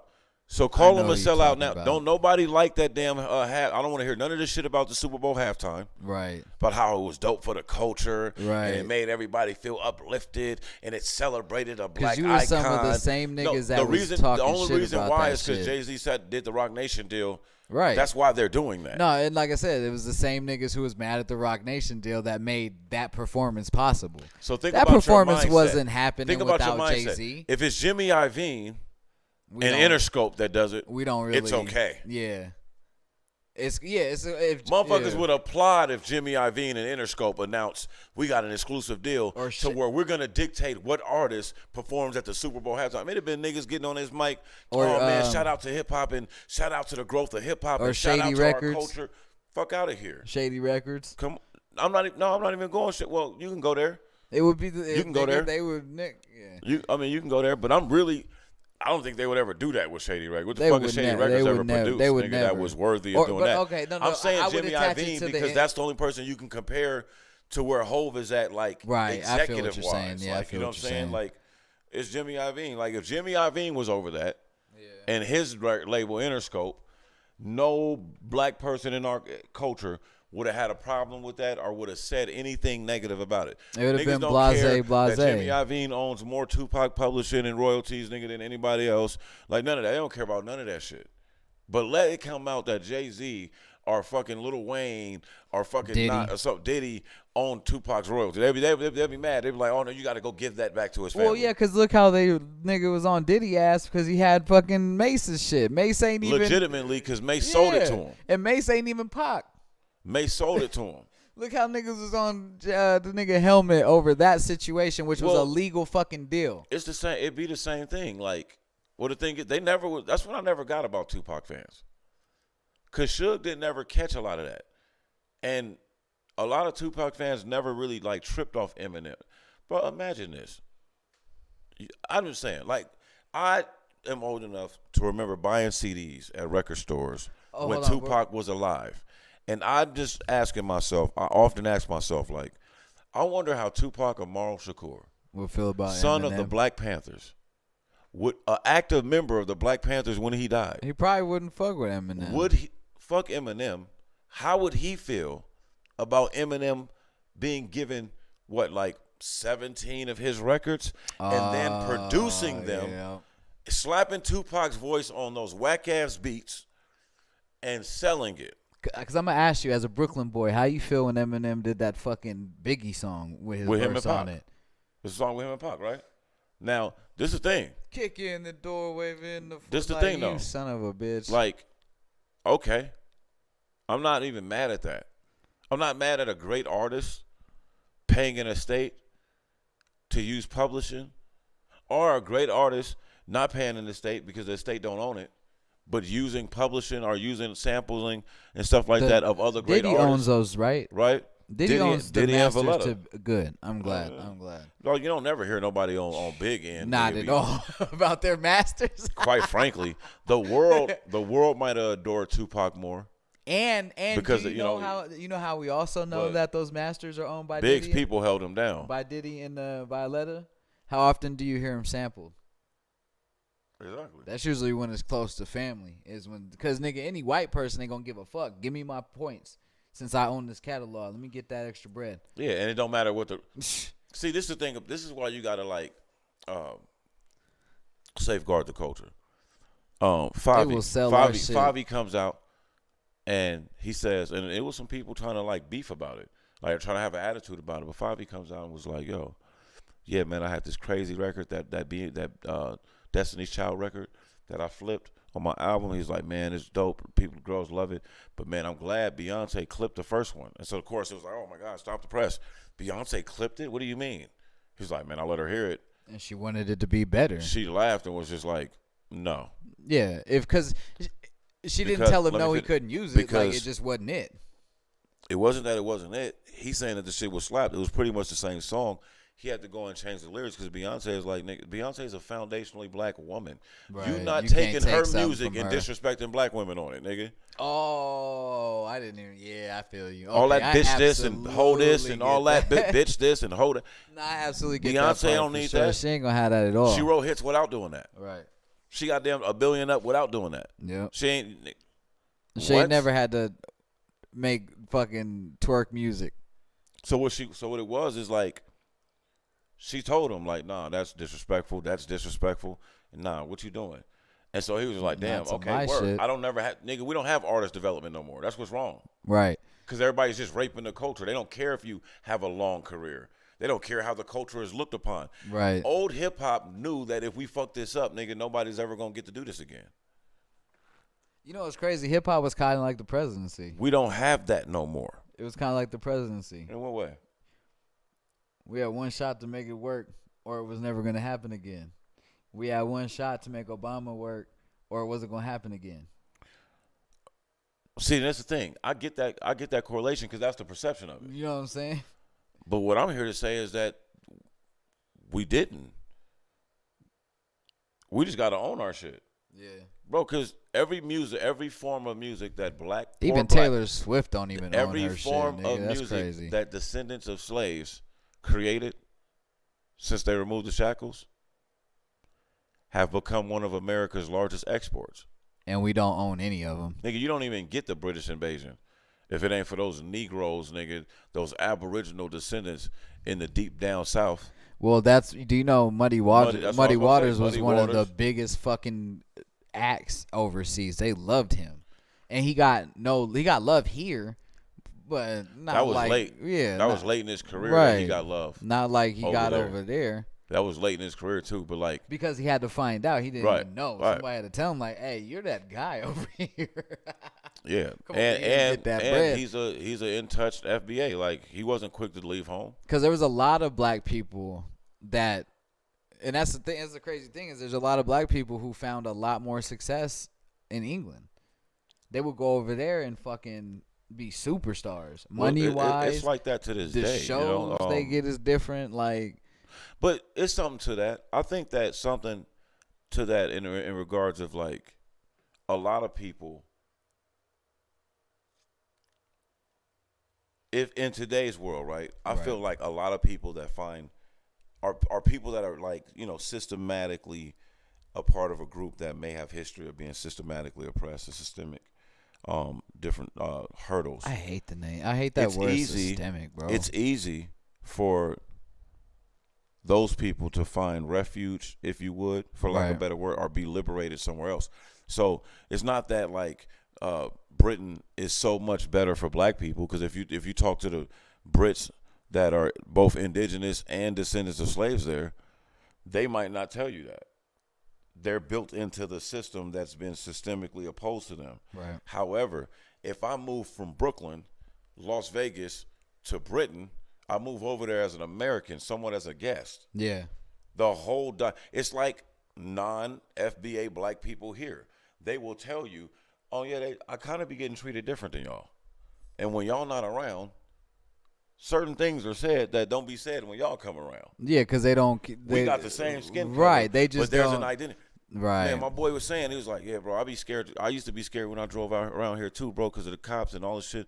He's like, but then they would pull me over and see my ID and read my name, and then be like, oh, where you from? You from Africa? What part of Africa you from? Is it like this? Is it like that? We good. I was gonna tell you, cancel school. Oh, you know why that is? It's because when they first made the schedule this year, that today no kids were supposed to go to school.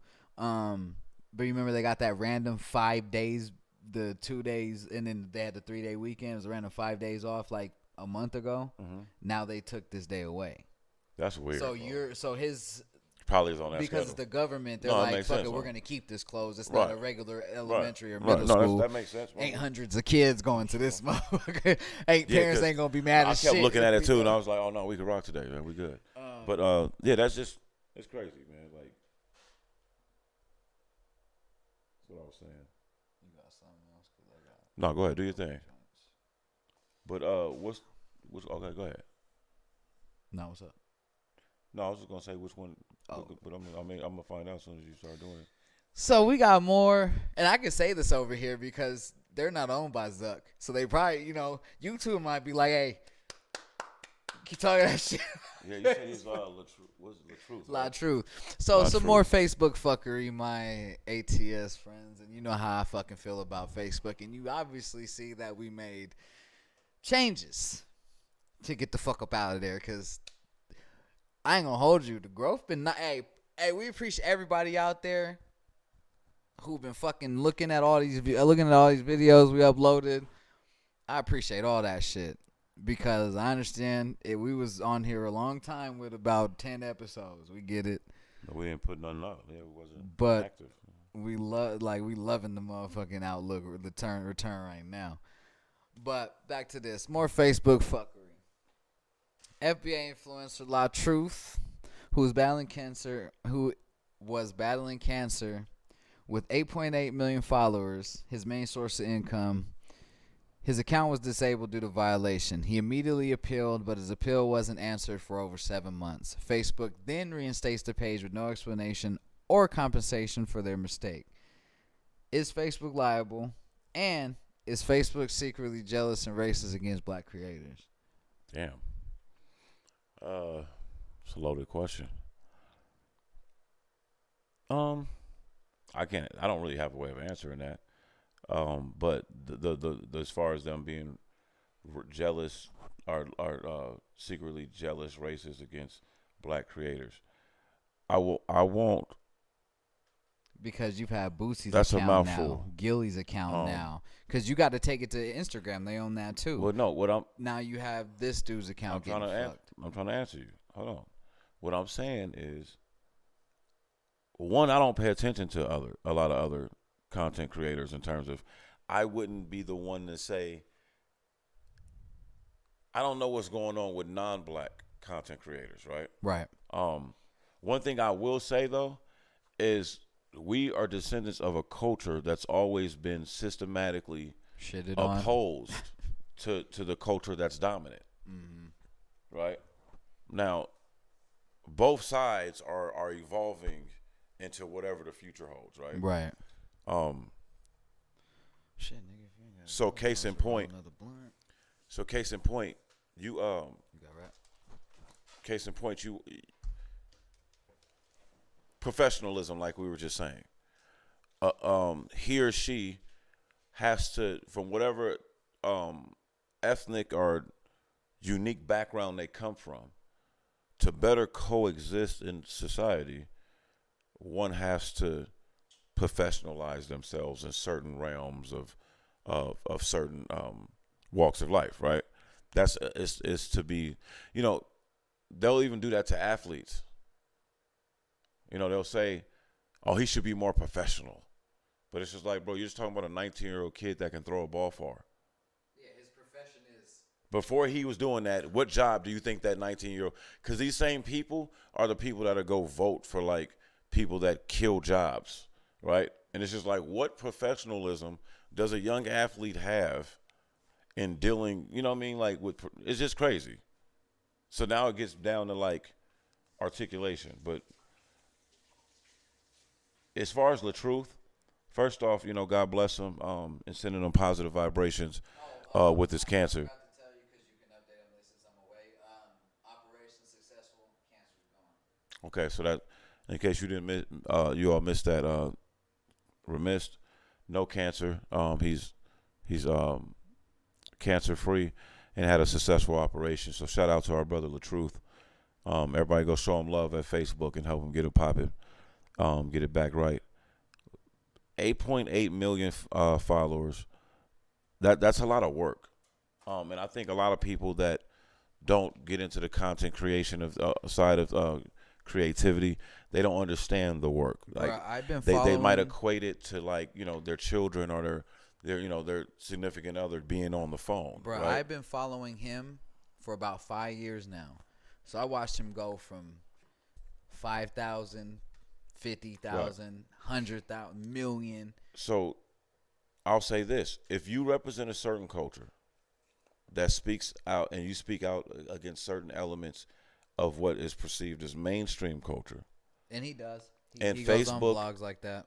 and Facebook, along with most corporations, are designed to like encompass everyone. They want everyone to feel. Inclusion. See, the thing is, opinionated people like me and yourself might put our podcast on a YouTube, right? So while we're podding on YouTube don't give a fuck about how we feel and our thoughts. Like they don't sign up to be like, yo, No. yeah, say this about this group of people and say this about this group of people, because if they let that get out of hand, they're liable for it. Yep. This is their platform. Because after a while, I could say, don't sue me. Shit, sue YouTube. They the ones that let me say it. Like, if it was such a hateful thing to say and it has so much potential to get people harmed and things like that, then why am I liable for it? Right. All I did was, download the app and start talking. So it's a thin line between red tape, right, and freedom of speech. So what happens is when you get a platform, you almost become a politician or a pro athlete, even if you got one follower. Because what happens is when you sit in front of this mic, you say something, you're liable for it. That was a dick move. I should have brought it over here, man. My bad. I left it here. You're liable for it, right? So what they're doing is individualizing that. This is our channel. Hey, you liable for it. We striking you for this, and that. But guess what, though? If we owned a company, a television company, and we just hired a bunch of actors for different things, a bunch of journalists for different things, and put everybody on camera and said action, you know how many fines CNN gets? Oh, yeah, from the FCC for sure. And now factor it in. See, now the FCC get creative. They making up ways to fine you. Right. Because you're not coming on there saying shit about Hispanic people, black people, Jewish people, gay people, the way people might do in the day in derogatory terms that are now dubbed offensive. So you're not getting it. How many news anchors are really going to slip and say the N-word? Right. Even at Fox News, they ain't over there just slipping up saying the N-word all the time. Like, because shit is obvious now. You can't say that. You lose your job, even if everybody at your job agree with you.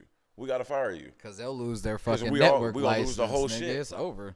You got to go, man. FCC will ban we can't let nigga you for sip- being on the sip the sink, airwaves, nigga. So it's kind of one of those things. Like, and I think that now it's micromanaged because now anybody can get on a microphone and say some shit. Right. And when you grow, dog, there's no journalistic classes with YouTube.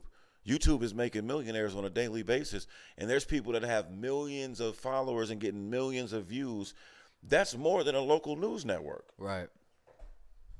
So think about the outcry that people have when they get misinformation on the local news. In a small city, there's 3-point-something million people here. Our local news say some foul shit, it's gonna be a couple 100,000 people affected by it. Hot. So now if you just some dude that come off the block, you some chick that just dropped out of school, like fuck it, this is what I'm gonna do, and we don't even know why you got this following. It could be because you're attractive.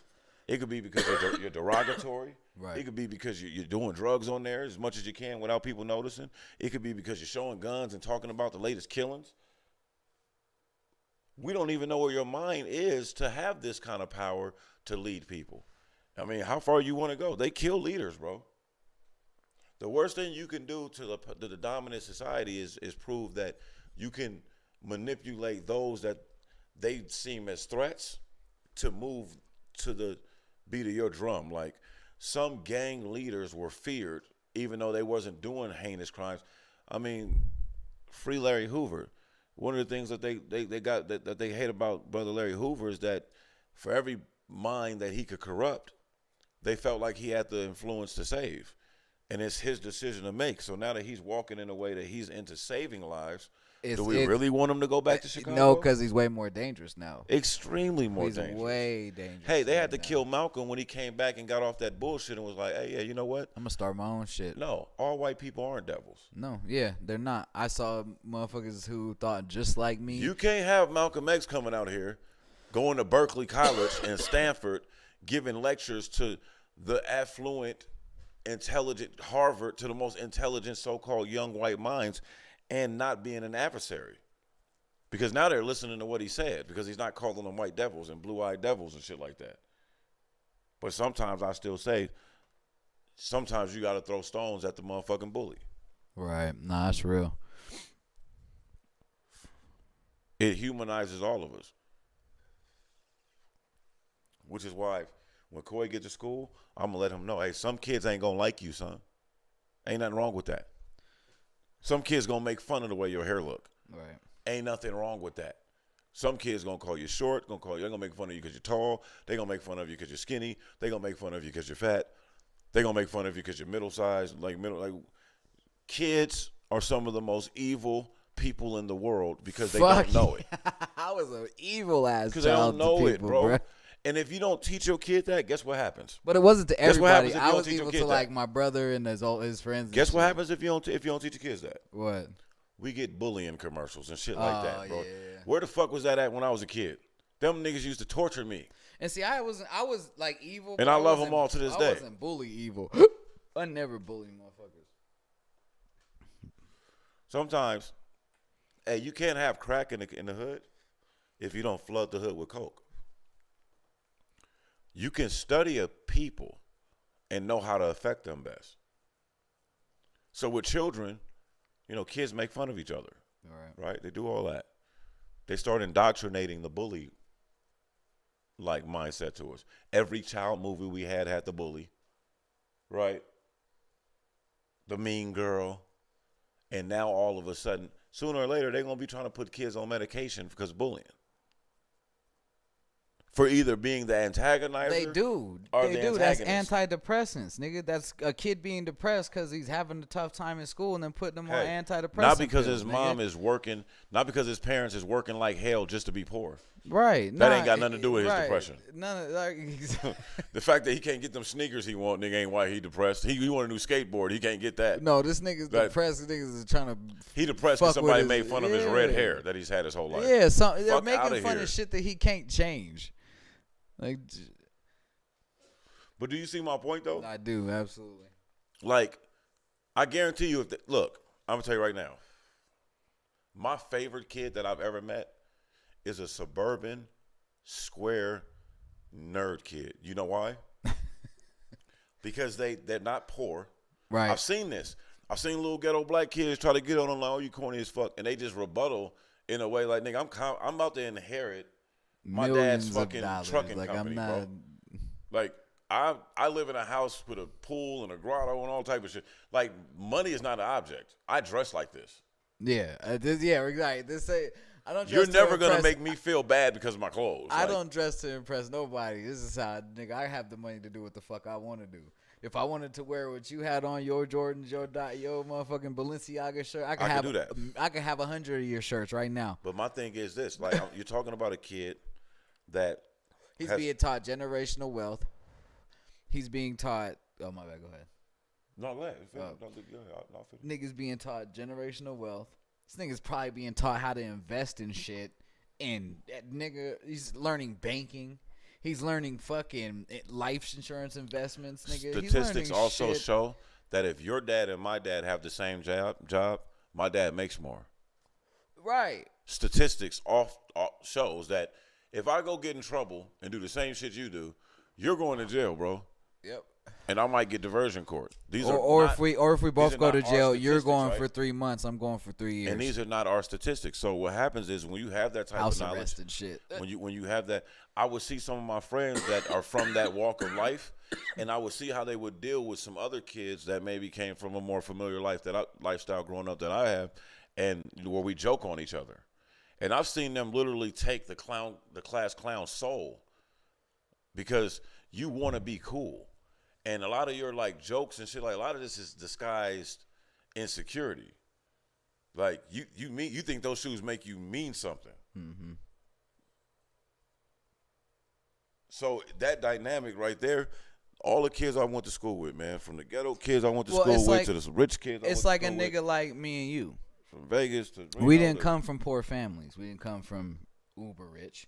We came from real middle class families back in the 90s when there was a middle class. You know what I'm saying? Right. Oh, I can't really speak. Right. Well, no, yeah, I feel what you're saying. You know what I'm saying? Both my parents fucking made $60,000 a year each in the 90s. 120, nigga, you were good. Yeah, that's facts. My dad had a Corvette. Mom had a nice car. You know what I'm saying? My brother had a nice ass car with beating it when he was 16. They bought him, nigga. Like my brother had studio equipment whenever he needed studio equipment. Had all the toys I ever wanted. I say that to say this, to further his point. I love shoes. I wear shoes because I want to wear shoes. That's Ain't different. Nothing you could say about my shoes. But you're speaking from the suburban nerdy square kid, but just not nerdy. Yeah, I'm not That's what I'm saying, and that's the difference. There's kids that really feel like, man, I'm telling you right now, there are kids that when they uncle or whoever, grandma got them those pair of Jordans for this up and coming basketball season, they became a better basketball player. Not because of the shoes. Oh, just the confidence but because level. of the confidence. Yeah, Nobody's okay, making fun of these holes in my That's shoes. real. Nobody's saying like, damn, bro, you had them shoes since like 8th grade. That nigga go in Kids there. are That cool nigga like will go that. in there and be Jordan, Kids- and then they cool with him at As that point. kids, we will make fun of the kid that still has that wears the same shit. Because we all think that we're fly, but we don't realize we're only as fly as our parents allow and us to not be. knowing a nigga like me, You know what I'm saying? I've had small feet my whole life. My feet didn't grow a lot.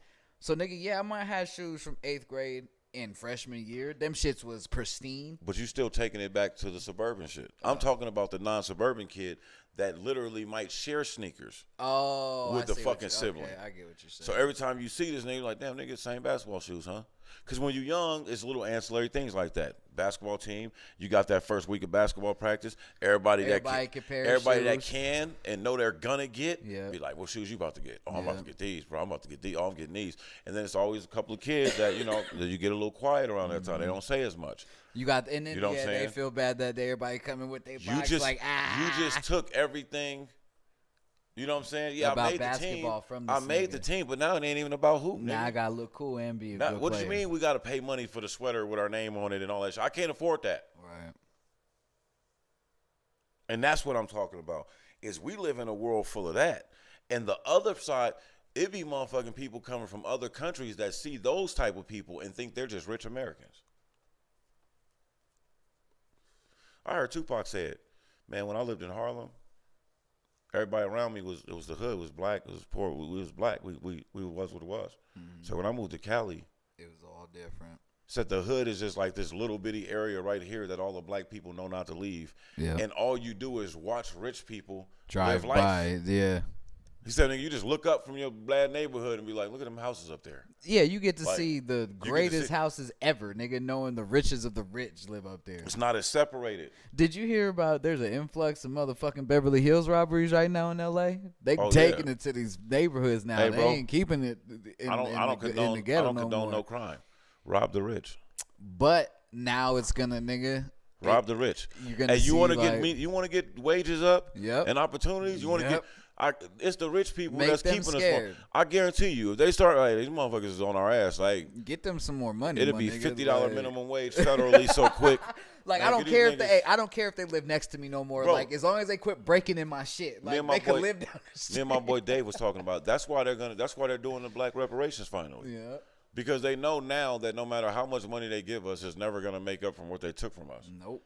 It ain't like we can come buy their neighborhoods, nigga. Nope. Nobody's getting a reparations check and buying a house in Calabasas, or competing with Microsoft or Google. So, Oh, can we talk about the housing crisis in America real quick? we sure the hell can. So, is this the start of even worse redlining for black people? Let me get deeper. We have already seen how Wells Fargo is treating us in the housing game.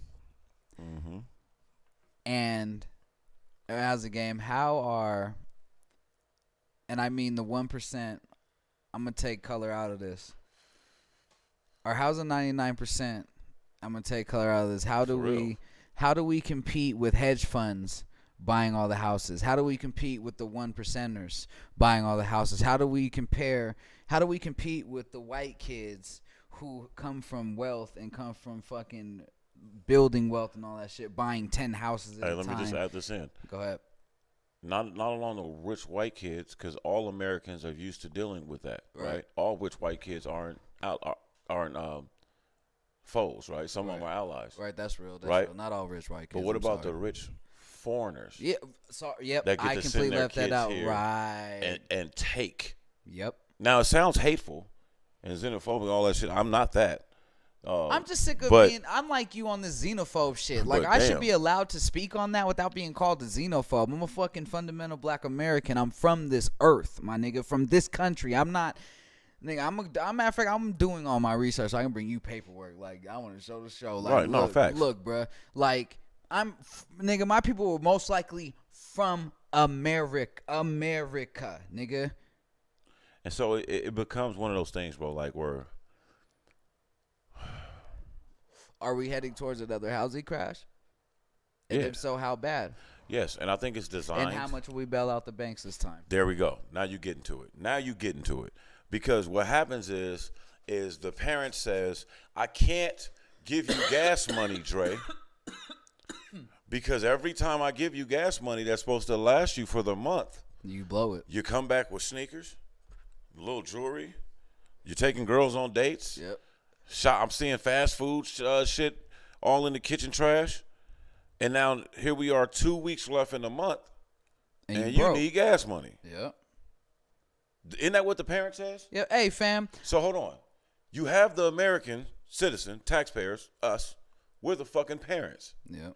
You fucked off the money on gambling, on stocks, making yourself rich, giving yourself billions of dollars in bonuses. Yep. Without making hella without interest off ever our kicking accounts. any dividends down to the shareholders or the people that actually like You bank make a with you, right? killing off our accounts, and we Right. make 0.1%, Right. 0.01% Right. a year. The fuck out of here, bruh. And So- if I put 250,000 or more in Wells Fargo, I get 1%. In banking. So with that being said, Come the rules are already fixed for you, right? Yep. Now we know about the Affordable Care Act. Yeah. We know about the bank buyouts of the Obama administration because they tried to kill him for it. Mm-hmm. To the tune of trillions of dollars, he bailed you out and then had to turn around and forbid you from giving yourself quarterly bonuses. You don't get a bonus when we had to bail you out. Niggas buying private jets and new That'd be like houses. the Y'all child wildin'. that just asked his mother or father for the gas money Buying another pair of the J's. next night at dinner, arguing with them about how independent he is. and that he's grown. Right. Don't this sound familiar in all of our adolescent lives growing up, right? This is the fucking banking system. These are the corporations of America.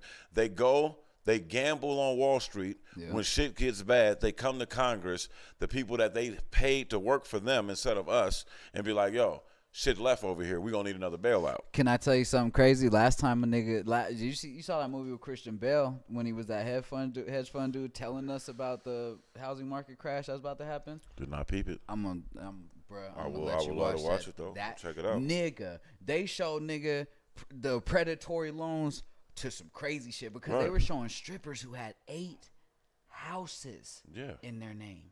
Yeah. This nigga pretty much bet on every loan defaulting and put all his money into, I don't know what the investment was against it, bruh. And you see hedge funds are buying these houses for a reason. Yeah, just like Donald Trump did with his squad. Bruh. Right here in Las Vegas. They're counting on a fall, and they want to be the cause of the fall because if they spend all this money buying all these houses, then they just sell them at a loss and buy them all because what happens again. is when they buy the houses, they gotten smarter. They don't just buy the houses. They buy they're- the whole subdivision. They're developing subdivisions through faulty guise of different, shell companies, and Yep. they're developing all these houses. But what they're doing is they're putting them out of the market. We can't afford them. Like I seen a thing with City Hall We up can't north, up afford in Reno, rent. where they were saying that like the average person up in Reno, Nevada, can't afford to live there. No, 'cause it's these are people that have lived there 5-6 generations. $650,000 for So the how does the medium. cost of living surpass one's living wage? Because all these people have argued so tooth and nail until they're blue in the face about how fucking raising minimum wage is going to cause inflation. Nigga, we have seen inflation for the past 30 years and ain't seen Hey, a they fucking said that raising. if they defaulted on student loans, if they didn't keep taking people's money out of their accounts and garnishing wages, that it will fuck up the economy. They've paused that for a couple of years now. No motherfuckers don't even talk about student loans no more. Think about that. Hey, don't be I hate arguing with poor people about an unforeseen amount of money that the government has. Because if you get a Republican thinking person, they always want to talk about the deficit. I just can't Like that's believe- not some bullshit but- to just keep but- you yeah. arguing with your Democratic Every friends. president Fuck outta except here. for what, like a handful had trillions of dollars in debt coming into it's part of being president. You're in debt. Well, The I'm be honest country's with in you. debt. Can I be honest? Your deficit depends a lot on the president before you. Right. Look at Obama. Oh, If God. Obama took over after Bill Clinton, Oh, he would have been lovely. Bill Clinton. gas was 98 cents a gallon. Nigga, Bill Clinton inherited a great deficit to get rid But of. he's one of the few presidents to That leave got us it to a zero. with a balance. Yep. And then Put us in the imagine. So who did Obama get the job from? George Bush. Oh, we. Fam, Who that had us started in all a these war. felonious wars Right. and all these different tax cuts for rich people, and you got to sort through all that before you even put your game plan down. Mm-hmm. So when Obama bailed out the banks, it was like it got to the He point. had to. It got to the point where you were going to wake up one morning, go to take a 20 out to give your kids some gas money, some lunch money, your and account put has 10 in no your tank money. and go to work, and they was going to be insignificant funds. And you're like, that don't make I had sense. $100,000 Let me go in to the this bank. bank. I can't get in through the line for some reason. The line's not working. Let me Bank's actually closed. pull up to the bank. Bank's closed because guess what's going to happen? The bank manager that was coming to work that day that thought she had a job, she was going to get there, and nigga, and the locks was going to be changed on her ass. Mm-hmm. Your check would be in the mail. Looking ass. This is what we were going to. Can you imagine that happen across the country? That would send us in some old. We would really be a third world country. But motherfuckers would be fighting and all type of shit. Niggas would be robbing shit. It would be. The Civil War would happen. So you had to bail them out. They got you by the balls. Corporations shouldn't have nothing to do with government. No, and then it's bullshit because had George Bush bailed out the banks like he had before, niggas didn't say nothing about that. But the thing is, George Bush is the run-up, and you teach people how to treat you. So if the America says, okay, the Democratic Party is the party for people and for the working class, they'll hold you to that. It's not. So anytime, more so than the other one is. So More so than the other one so is, yeah. Let me clear that. Anytime you're doing something that's perceived against that, Mm-hmm. that's where the drama is. It's not about the overall picture. It's the fact that, hey, you're supposed to be a liberal, and this isn't so liberal. This is actually hateful and racist. And everybody's in an uproar because the liberal got caught being racist. Right. The conservative white guy is supposed to be a little racist. So when he gets caught being a little racist, It's not as shocking, right? What do you expect, man? Like, you can't change everybody. Like, That's if the we, attitude it's the you get. same thing if we find out there's a KKK Klansman in some type of law enforcement, like proven. But it's We're exactly like, that's yeah, been we proven. know, we're That's like, been yeah, we proven. know That's been this. proven Like, by the former president and yeah, the like, we former know head this. of law enforcement. We know KKK motherfuckers have been in the fucking Senate and all But that imagine, shit. but you see this when a Republican conservative politician or spokesperson does something that's perceived as liberal or stand up for like a certain race or ethnic group, it's a big deal. It's overlooked that they got 30 years of being racist. It's just like, oh my God, look what Ted Cruz is doing for the black community. Like, it's just a weird place we are. Finally, we're in. nigga. Right. It's just a weird place we're in, politically. You know, I think the internet has done a number on politics, both good and bad. Yeah, it's Because brought it a lot of shit exposes to light. those that aren't Right. like evolving with us. Yep. If you're archaic in your thought and your mind, You gotta don't go, get caught bruh. saying those thoughts on the internet. Right. You're gonna be a meme. You're gonna be a gif. They gonna fuck with you. Like, you're gonna be the poster child for that ignorance. It encapsulates you like in that way. Whereas before, motherfuckers say some racist shit, and if you got a borderline racist or a racist sympathizer as a journalist, you're not gonna hear it all. They might just be like, oh, he said some really nasty things about the African American community. What the fuck did he say? Right. And we live in the era of hearing what the fuck was said. Like, nah, this is what he said. You can hear him. No, the cop said, put your hands up. What do you mean he shot him because he put his hands up? He thought he was going for a weapon. You just told him to move his arms. So that's just all it is. But what else you got on the ticket? So, Janelle Monáe confirms they're non-binary. On Red Table Talk this past week, she told Jada Pinkett, I don't see myself as a woman solely. I feel all my energy. I feel like God is so much bigger than a he or a she. Is sexuality becoming A thing of the past? Hold on. Is sexuality becoming too complicated? Are we trying to be so unique from one another and so non-judgmental that we are creating all these different subgroups to male and female and he and she? Why is it so important that everyone what the next person's sexuality is, that they have to come out to the world and tell them because of speculation? I think that we live in a world that because you have access to a camera and a microphone, again, we're all like open more than we would be. But then when you get to celebrities, it's either like you're either gonna fight for like privacy. I think like the Carters probably pay a lot of money for privacy, right? And then you have celebrities that are just like, you know what? Everything's on the book. You're not gonna blackball me, blackmail me, make me feel uncomfortable, put me in a box, make me live a life I don't want to live. This is what it is. Yeah, it sounds to me, yeah, man, I used to be a lesbian and now, I'm kind of fucking with dudes right now and you might see me with a girl again. That's what I get from that. Now, that might sound ignorant. I hope it doesn't sound offensive. I don't ever want to offend the queen. Right. Beautiful.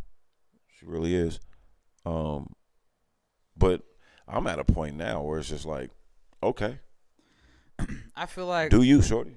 I feel like a lot of these people that were in the closet wouldn't appreciate all the speculation. That they didn't appreciate all the speculation that they went through. And some of these are the ones that need to know so bad what somebody is. Like, why does it fucking matter? Like, the only Sexual curiosity of it all. Right. The only thing that should matter is, are they an ally or enemy, asset or liability, my nigga? Right. That should be the only thing that matters. We are so worried about other sexuality, it just don't make no fucking sense. Like, people shouldn't have to always come out and tell you what their pronouns are. And I'm still getting used to non-binary. I'm still getting used to they, there. Hey, and, man. like, no, he, I'm gonna be honest she, with or you, him, bro. her, like, We live in a world where like you're getting used to it, and I just discovered it. yeah, I was just breaking So- it down to him the other So day. think about how far off we are, Right. and how a long ways we got to go. Now, I personally feel like we all have the right to identify in whichever way we please, but there has to be a universal language. The universal language of this land, by whatever means, is English. So although we might teach our children Spanish, even though that's not their native Natural tongue, language, yeah. right? Some black people, I get it. You don't want to identify with colonialism and slavery. So Spanish and English probably is just stuck upon you. Right. There's no like real. Yeah, we don't get taught what our FBA language was. So, excuse me. I dated an Italian chick once, and we was talking once, and she was like, "Isn't Spanish such a beautiful language? Like it's just such a," and I was like, you know, To you? what I said Of to her was, course. I never thought of it. Yeah. You know, I was like, huh, I guess I feel maybe. French is a pretty language. Well, no, I just said, I guess maybe. I don't know. I never really thought of it like that. Like, you know what I mean? And she was like, what? Why?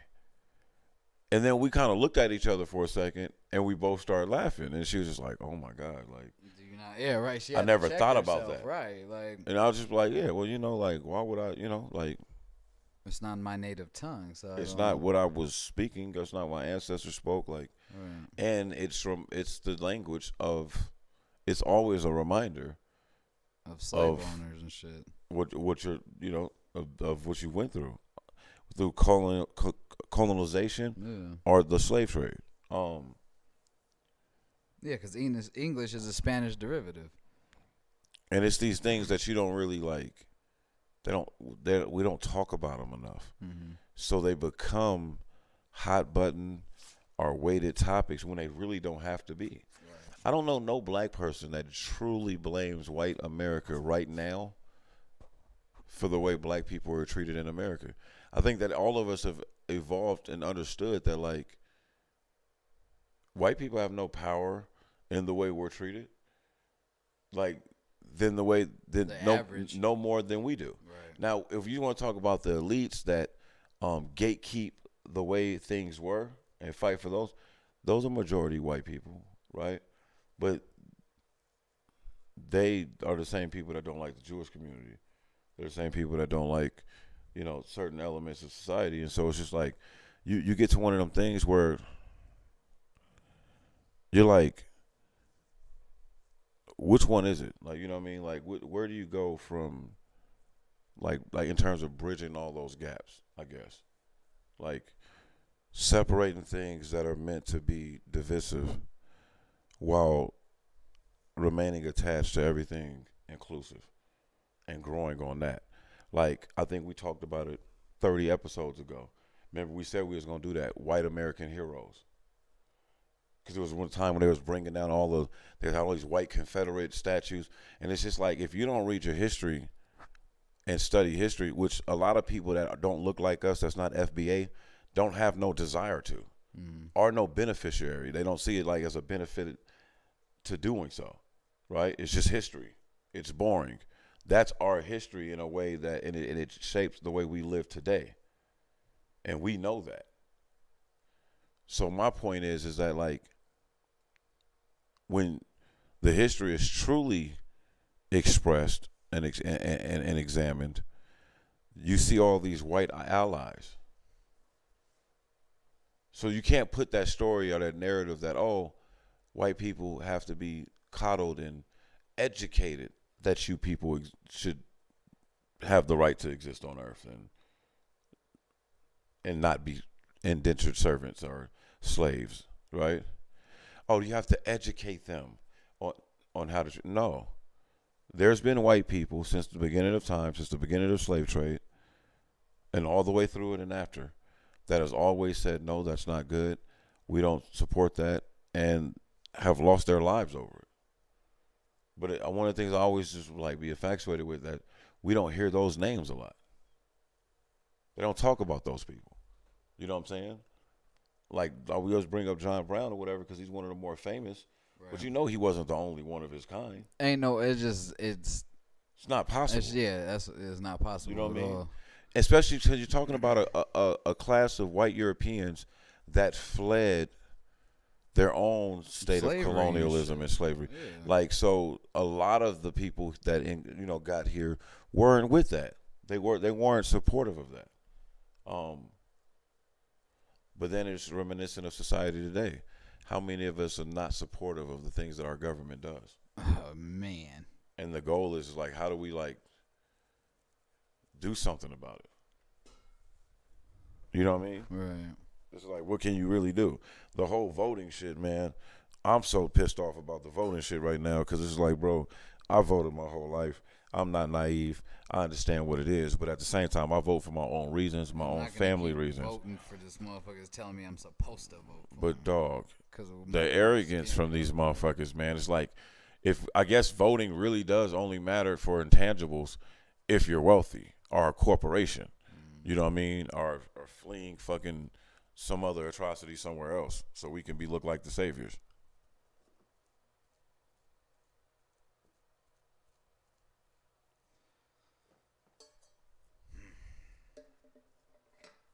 Well, I feel bad for a lot of you people who are buying your houses right now. If this housing market does crash like it looked like it's about to, because y'all motherfuckers going to be real upside down on a lot of properties. Well, Americans can't afford to live here.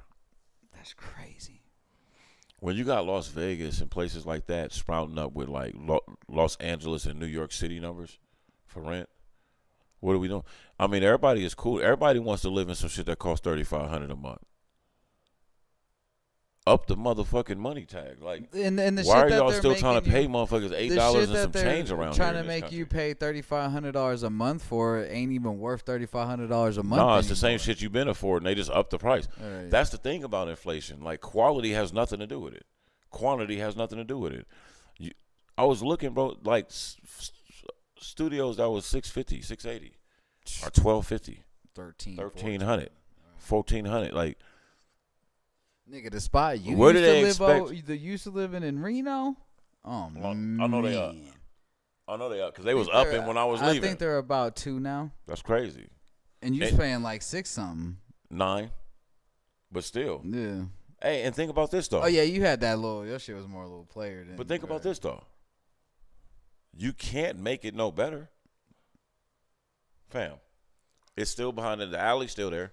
Right. Like, nigga, the dope fiends still around. It's downtown, nigga. Right. Right. Like, so then you didn't add, but you didn't add on to it. Nigga, shit, not yet. A lot of downtown. I'm not talking about downtown. I'm still talking about that building. No, near that building now, that parking lot across the street is about to get bought and built into fucking a beautiful ass structure, nigga. All that shit that was across the other way, I've seen a lot of that. They've actually done a lot since I left. I ain't gonna lie, Reno looked different than the shit. The fucked up part about it is downtown is getting made to be so dope, but downtown's a ghost town now. Yeah, motherfuckers aren't going down because you gotta think about it. Knitting Factory and even the Virginia Street Brew House, motherfuckers ain't going there like that. Edge is not downtown. Lex is not downtown. The Alpine, where all the little hip hop shows are now, is not downtown. Where the open mic is not downtown. The Rack, which used to be the little nightclub, is gone. That's straight bowling now. That's what they get. The Waldorf, not downtown. Once again, it's by the fucking UNR. But Binga's is gone. I think Brew Brothers is not. I think it's just food now. That's crazy. Yeah. Bro, COVID killed downtown. They used to be in the brews, boy. I ain't gonna lie, man. I had some good nights out there at that Brew Brothers. Yeah, no, COVID killed downtown, and it's fucked up, bro. Like, think about it, nigga. Planet Hollywood, or is it Planet Hollywood? Yeah, Planet Hollywood. They're gone. That's just gonna be an apartment complex with shopping in the bottom of it now. What is Planet Hollywood? It's crazy, bro, because they know what they doing. Yeah. They not just, Planet Hollywood. We don't have that. Harris. I know what you mean. It used to be Planet Hollywood. Yeah. They getting niggas the fuck up out of there. I remember. I heard about that. But imagine that. what you call it? The Caranos don't own a lot of shit out there no more. I don't know. Sold a lot of that shit off. There's a dude who bought the Sands and the whole block, all them motels and shit, and started building on it. He's I about just to seen some shit rebuild the that Sands. whatever the owners, whatever the Caranos company is, about the Caesars. Mm-hmm.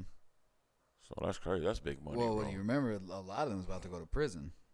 Who? A lot of the Caranos try to didn't say know they that. had fucking alleged mob ties and all types of shit. That's For why real? they downsized a lot of, then sold a lot of properties. I didn't know that. Yeah, so Let's come back in there's a here and lot talk of about that. crazy shit going on. Shout out to all my Caranos out there. I know a few of you.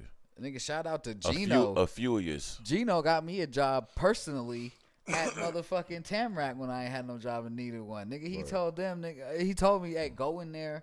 They gonna know all about you when you get there. You gonna start that day. Went in there. They knew all about me. I mean, shout out to my mom because she was doing his like home loans and shit. But yeah, nigga, for real, shout out. He said, you need a job? Be there at 9 o'clock tomorrow and be ready to work. You gonna start then. And he was true to his motherfucking word, nigga. I was there at Right. 9 o'clock the next day, nigga. And he told me, he's like, look, nigga, I know we're gonna make you a host eventually. He said you're gonna start as busser. Nigga, I bust for like 2 weeks, nigga. Host job. Nigga didn't steer me wrong. And everything he said was finna be official was official, nigga. That's what's up. So yeah, nah, shout out to the Corona Yeah, nah, family for real. sure. Them niggas, they definitely invited to the barbecue. Yeah, that's love. So I mean, I ain't never had a problem with any of them. But I'm just saying, to be able to see a black kid and instantly just make sure he was finna get a job. Yeah. I mean, fucking non-FBA people are gonna, even FBA people gonna do shit like that for you. There's a lot of people. Call the head of the people to set it up for you, like, because he Well, owns that's Tamrac. what I'm saying. Like, nigga, It depends doing, though. yeah. Like if I own it and I fuck with your mother, you in there. But that's what needs to be discussed more. That's really the American way. Right. It's about building and making a relationships. community of fucking. You know what I'm network, saying? bro. It's about relationships, bro. Like those are the ones that, you know, that's how it works. If you can get a handful of people that don't look like you to interact with you in any kind of like commerce or business or anything like that, that's just the way of the world. That's the way it's Yeah. supposed to be. That's the way of the world. Yeah, it's the way. That's the way it's supposed Because to you're be. all going to bring different aspects of Because it different would be of different crazy things. if the 99% really just started worrying about the 99%. Do you know how much we would control? Fuck them being billionaires. Yeah, 'cause you know the first we thing that would happen? make them the billionaires. You know the first thing that would happen what? is our kids wouldn't join their militaries. Right. Nigga, your Congress would change. I said again. Your government would First change. thing that would happen is our kids would not join their militaries. Yeah. And you gotta think about how enticing the military probably looks to a kid right now. Think about that. Guaranteed bread, Yeah. guaranteed food. Nigga, guarantee if you don't get kicked out on some bullshit, guaranteed pension. If you don't die, Big ifs. I get it, but nigga, you barely can afford to live here, and you're Imagine gone most of the time. imagine being 17 years old, struggling to get through high school. Yeah. Parents struggling. Yeah, but Yeah. then you also turn on the news every day and see what's going on with Ukraine and Russia, knowing that it's only a matter of time before America send your ass over there. With Think a gun. about how many kids through the pandemic, nigga, was living out of a car and shit like that, kicked out of their house, shit like that, was about to graduate. That, I promise you, that caused some type of influx, nigga. Yeah, but we live in a country that actually there's services for that. Like, man, I used to find kids sometimes just at the store, and I could spot them. Like, what you got going on? Nothing. Chop it just up with 'em. chilling. Pull 20 out, give it to them. Oh, thanks, bro. Like, man, where's your parents? Where you staying at? Oh, man, and they'll tell you. And I'll be like, hey, man, call this number. Mhm. If you want help, call this number. And before you know it, they'll be placed in a group home. Americans shouldn't have to deal with that. I don't think anybody should, but especially if you live in the richest country in the world. I'm just, like I said, you know how I feel Right. about. I can't include everybody because I gotta worry about us. Well, I'm just I saying, gotta worry about this country. everybody definitely deserves to be able to, like, No, you're right. Everybody Our time here- deserves to our prosper, time here you is know so what I'm short. saying? you know what I mean? That's what gets me. It's like our time We gotta here work is so short. two income households in Reno, Nevada. Gotta work 2-3 jobs.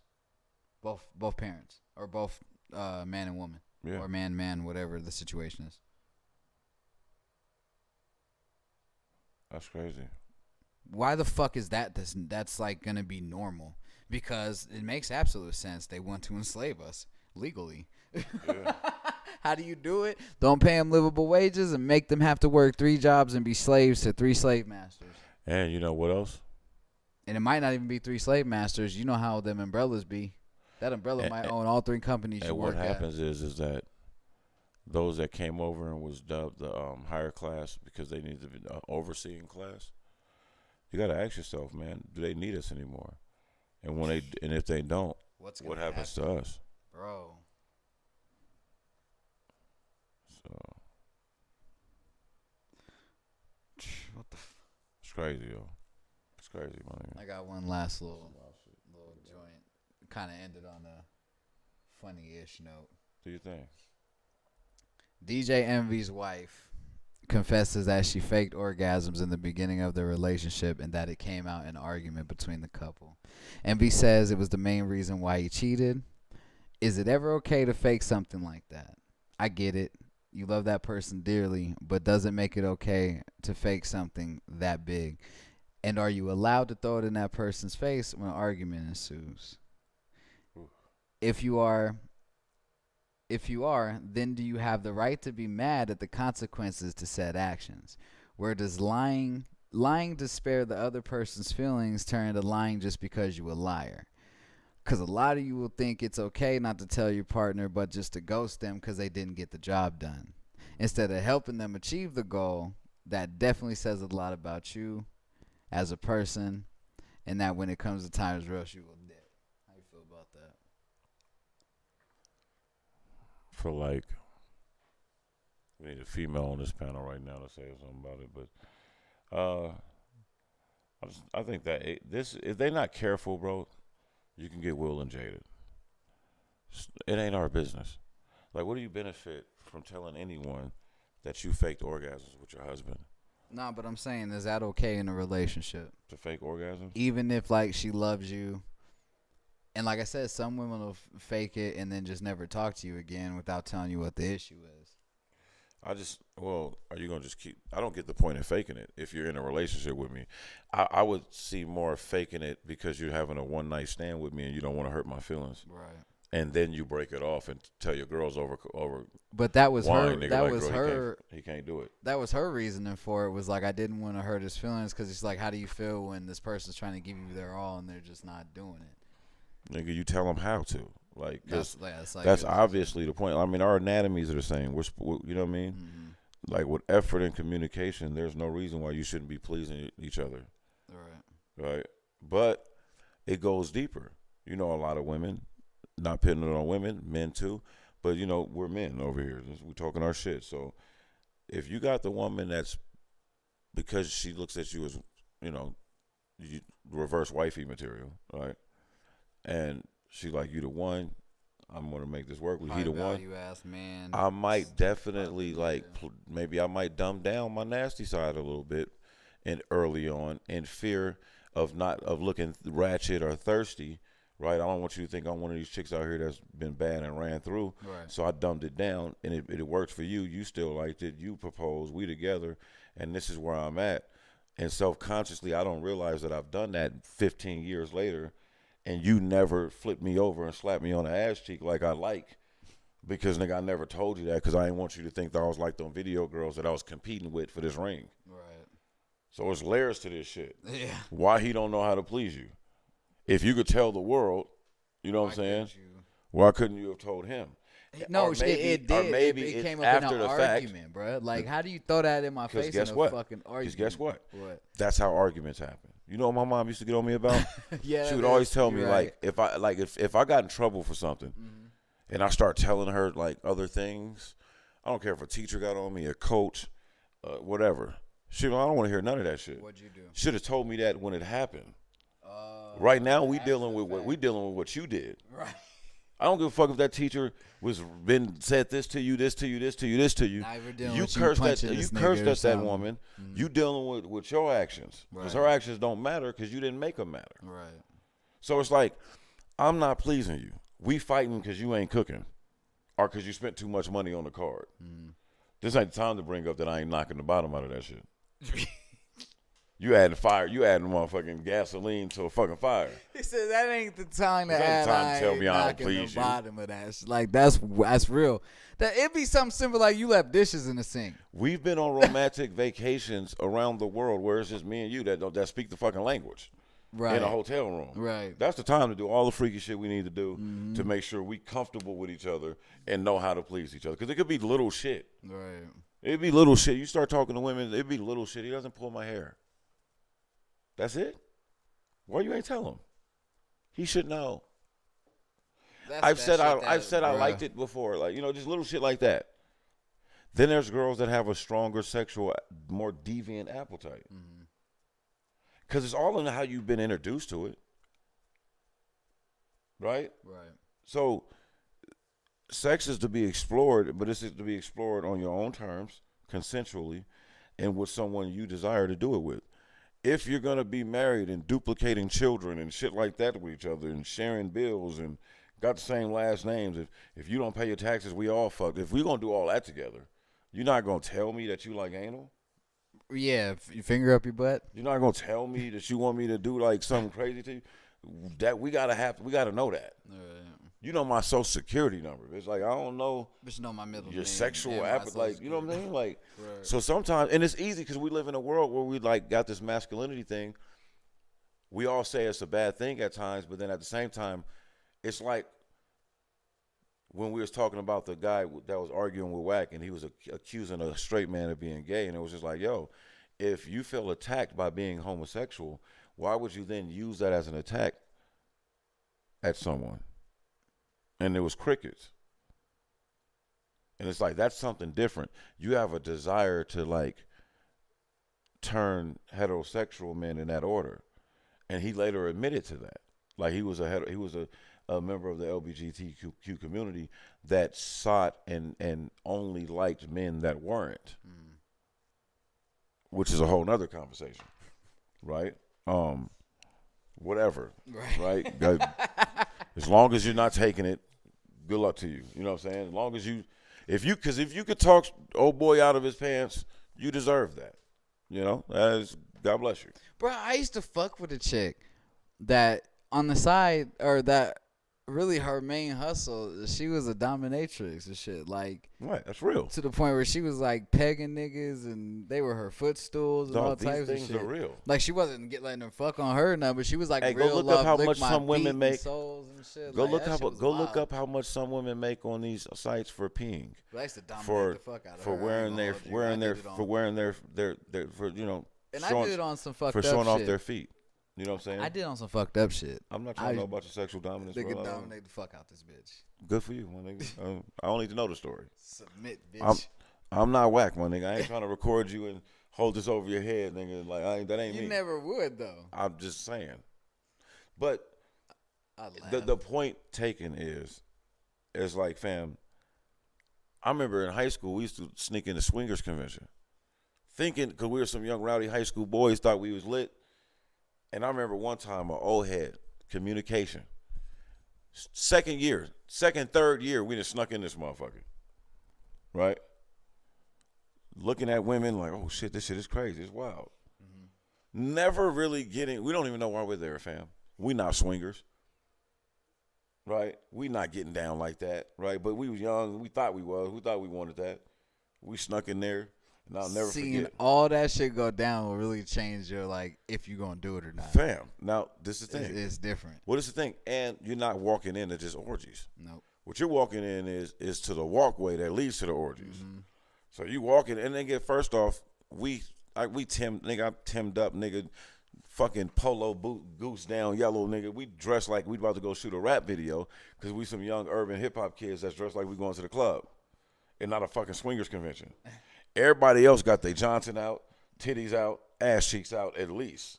Niggas is dressed like Greek gods and all type of paganish type looking shit. Like it ain't no African warriors and shit with their Johnson out. Like we don't fit in. But ain't nobody.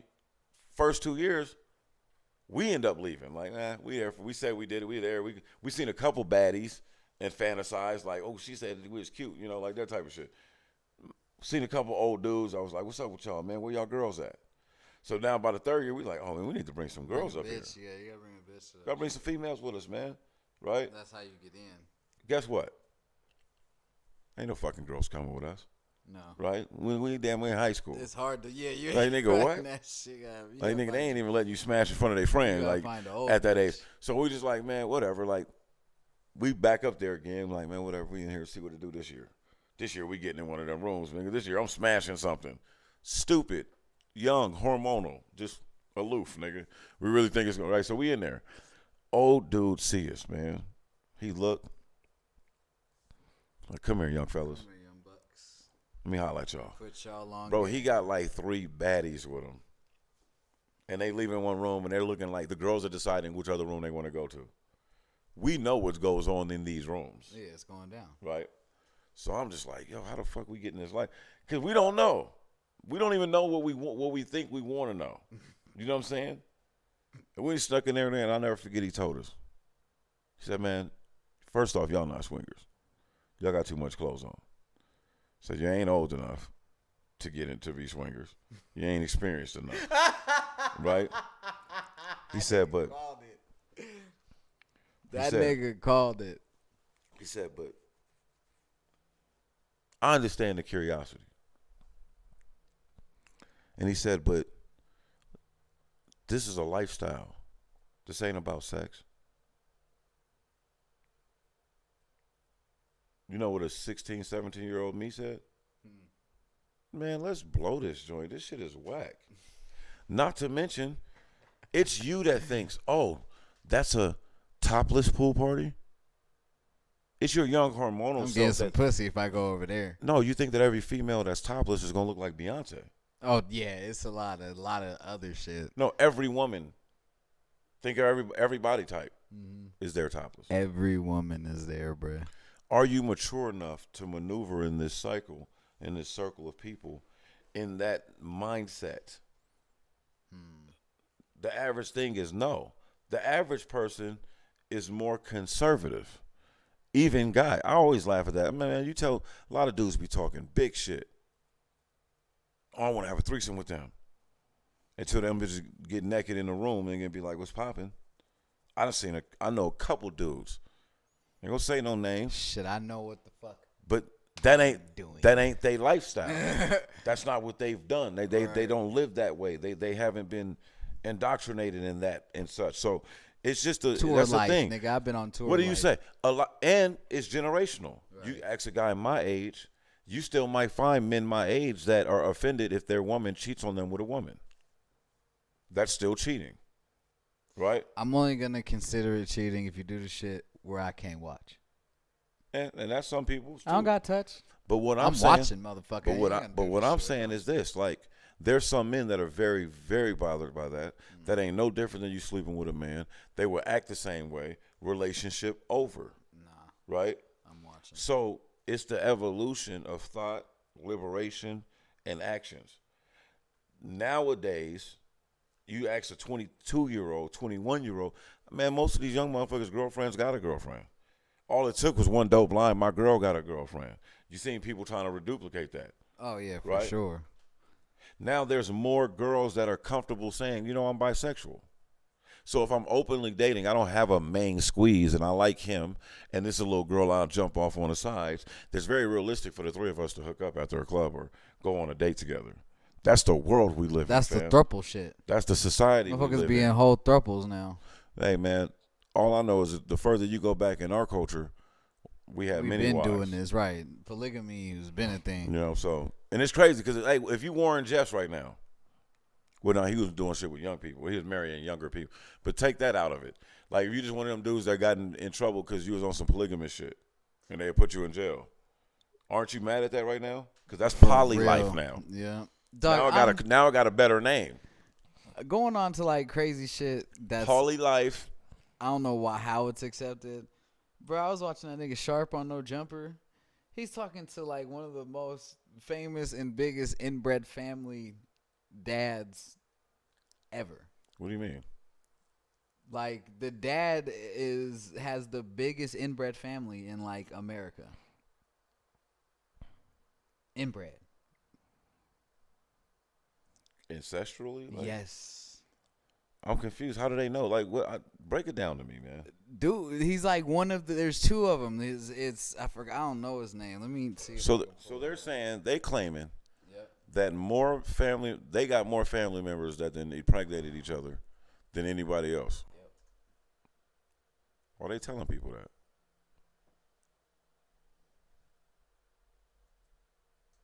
They're famous for it. I don't know. Like I think they're getting like a TV show type shit. If they get a TV show, man, somebody need to challenge them. Like, no, actually, we the most inbred family.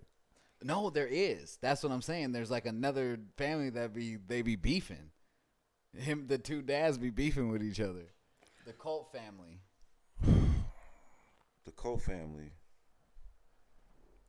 Incest case concerns an Australian family discovered in 2012 to have been engaging in 4 generations of incest, beginning with a couple known as Tim and June Colt, That's the ones that's beefing with who emerged from New Zealand in the 1970s. the Whitaker family's another one. They all lived on a farm near Borowa, New South Wales.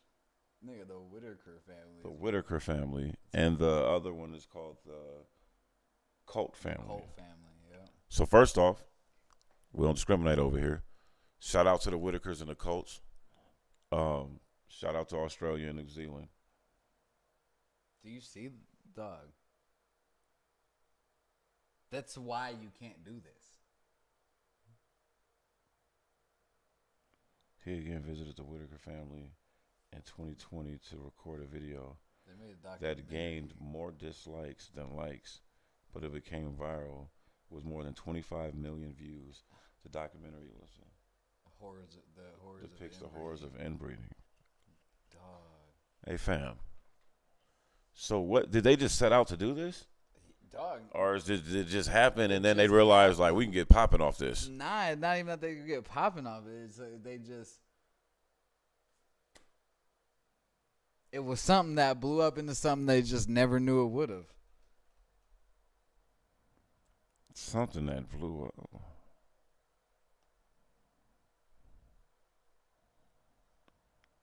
Fam. That's some nasty shit. Y'all know about these people? At least 14 kids was the Colt family, bro. He had like 7 boys and 4 girls or some shit. With who, like a sister or something? That's what I'm trying to figure out. Like Says this is the world's most inbred family with 4 generations of incest, including 14 kids with parents all related to each other. Perverted patriarch in the Oddball clan, Tim ran an incest farm in the Australian outback where he raped his daughters and fathered their. Oh Lord, I'm not reading the rest of that. okay. 5 children. Earlier when I shouted them out, Take it back. I hadn't read this. Take it back. I'm gonna need that back.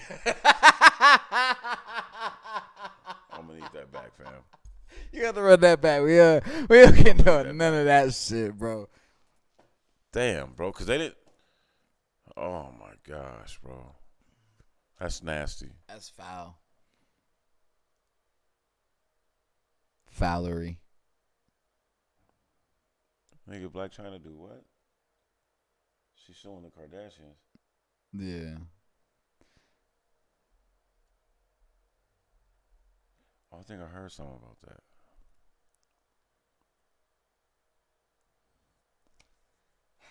That incest, she's a motherfucker. She's about to get bread off that. You think so? Yeah, because they did some sneaky shit and got her show removed. The show, because she hustled, she got that show with her and Rob on her own and they didn't think she could do it. Woo, she got mad. They basically went to the networks like, yo, nigga, we not fucking with that. They the Kardashians, they got them shit. He whooping her. She whooping his ass and all types of shit. She gotta go. No, where they got them to basically demolish their contract and they cancel their show for no reason. Yeah. Well, the show would have paid her millions of dollars. That's a multi-million-dollar lawsuit, and the judge they had been fighting it and keeping it out of court. It's 40 plus 60 plus. There's another one. It's $100 million that I saw already, so it's already $100 million that she says she's. It's 40 for lost earnings and it's 60 for paying. Hey, and it's the thing for future earnings. It was a #1 hit show when they did that. That's what she said that Oh, too. She she's said you about to canceled get my #1 paid. hit show. Yeah. She might not get paid by the Kardashians. Jealousy's a motherfucker. She might get paid by TLC. She's gonna get paid by the Kardashians, but the majority. the company is they gonna take a hit for that. Was it TLC or was it E? I'm Team Black China right now. I'm just saying, you know what they're gonna do? They're gonna drag her for when she's talking about selling her 2 cars and saying she wasn't getting no help from Tyga and Rob. That's a different thing. Nah, but you know the lawyer who's fighting this $100 million lawsuit for the Kardashians. And she's gonna bring that up, the sex tape, all that. But everything. guess what though? Guess what the judge is gonna say. Guess what a good lawyer is gonna say. That don't matter to none of this. Has nothing to do with this. Right.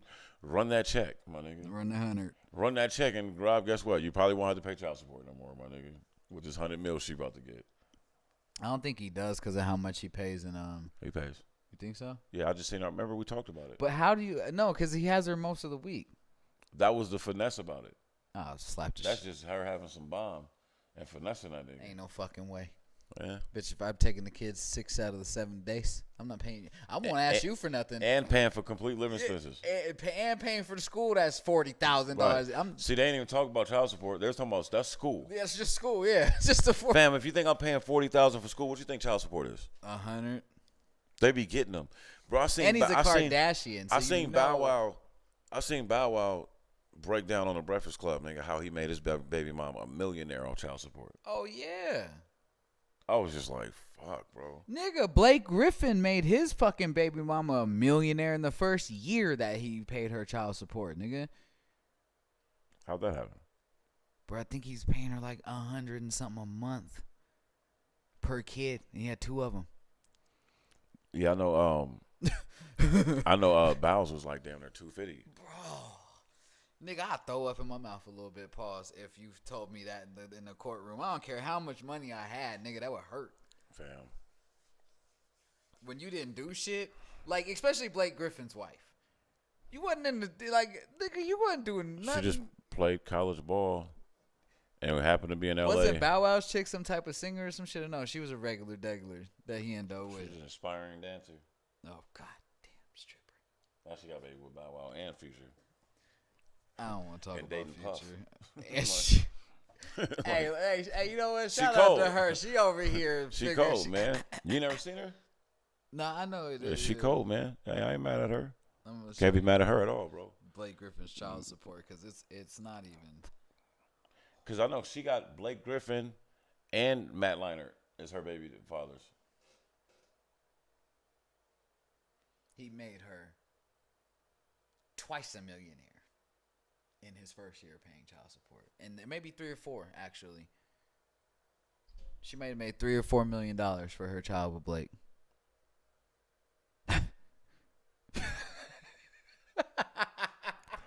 Y'all crazy, boy. Shout out to Kevin Federline because he's the only one on the other side of that story. Mary's husband. Oh yeah, Mary J. Blige's husband over there getting that cake too. But no, there ain't no child support though. I'm not talking about alimony and spousal support. I'm talking strictly Yeah, but child you got support. millions, though. No, but I'm talking strictly child support, my nigga. Cause that's child Why? support. She No, got hold on. spousal support. That's because you're saying that because you're being biased because you have kids, nigga. If No, I have, no, I'm not no, being No, hear biased. me out though. If I have no kids with a woman, but they trick me on the alimony joint and they hit me with all the time we've been together plus marriage and all that shit, like they be doing in Hollywood sometimes, and I gotta pay her damn near $250 and buy her a house. Until she gets married. Mm-hmm. You know how alimony be working sometimes. Sometimes it be based on like when the spouse gets married again, which means, bro, dead ass, man. I got a big homie. But Blake's also paying. I got a big spousal homie support on that's top friends of with a child nigga that support. played in the league. No, of course, that's part of the package. Look, dude played in the league, right? I ain't gonna say no names. Nigga played in the NBA for like 13, 14 years. Got M's, right? Got big money. Yeah. get divorced. She takes. They hit him with the, until she gets married, you're going to pay this alimony. Nigga, they have not been married in almost 15 years. Because she'll never get married. She's pretty much married. Yeah, but she's never going to get legally married. You think She her ain't husband dumb. is like, nigga, they neither, her and her husband is like, nigga. I wish I would marry you. Fuck up this money we got. Fam, that's extortion. That should be like. But okay, explain to me what Blake Griffin's son needs $258,000 in child support for. Hey, look how much she getting from Matt Leinart. Totally, You hear what I said? Jesus. Her other baby, her first baby father is Matt Leinart. Yeah, he's getting. Them little kids is bringing in bread for her. It equals $3 million a year just for Blake's kid. At $258,000. So that's what I be saying. Like, I'd be surprised that a lot of them don't do the Ray Caruth thing. You know what I'm saying? Now, I'm not condoning that. I'm sorry, but if I gotta pay you almost $300 a month, I'm just surprised that some of these men, you know, like, I'm proud of them. Right. I'm glad they haven't. But it just seems like you would hear that a lot more, especially where if you start looking at the backgrounds of some where these cats come from and the people that be around them and shit like that. It's just like, bro, that's a $3 million per year for 18 years, or you want to get a homie's $300K once, like one time, like, you know what I mean? Payment. I'd be surprised that that kind of shit don't happen more. I think them women be knowing better. They get the fuck out of town, nigga, security team, all that. If I'm paying you $3 million a year, you could afford security. $3 million a year. But that's nuts. $3 million. That's an NFL running back second strings contract. Yeah, nigga, that kid's getting more than most niggas' rookie deal. In the NFL, for sure. Just to be a kid. Bro, you know what should? Hey, do you know what should happen? If a judge orders $3 million, it should be 270. No, it should be $2.7 million going into a trust fund for that kid every year till he's 18, and $300,000 should be what that mom gets to live off of for that child. Bro, it's disgusting that you just give it. It's just disgusting. What this kid better be fucking exceptional. Like, this kid better have everything. You need to know all your ABCDs. You need to hit all your markers, nigga. What you mean he's still on the bottom? What you mean he ain't still ain't? Yeah. Nigga, you need to have all that. Like your kid should be exceptional. Shit, that's all I'm gonna talk. Bro, you basically don't have to work anymore. Yeah. If the person that is nuts to me, bro. That's nuts to me. And they need to redo that. That's back. I think they fixed those laws based off of when women couldn't work. Yeah, they had to have. They had to have. Because that was the same why we couldn't get WIC.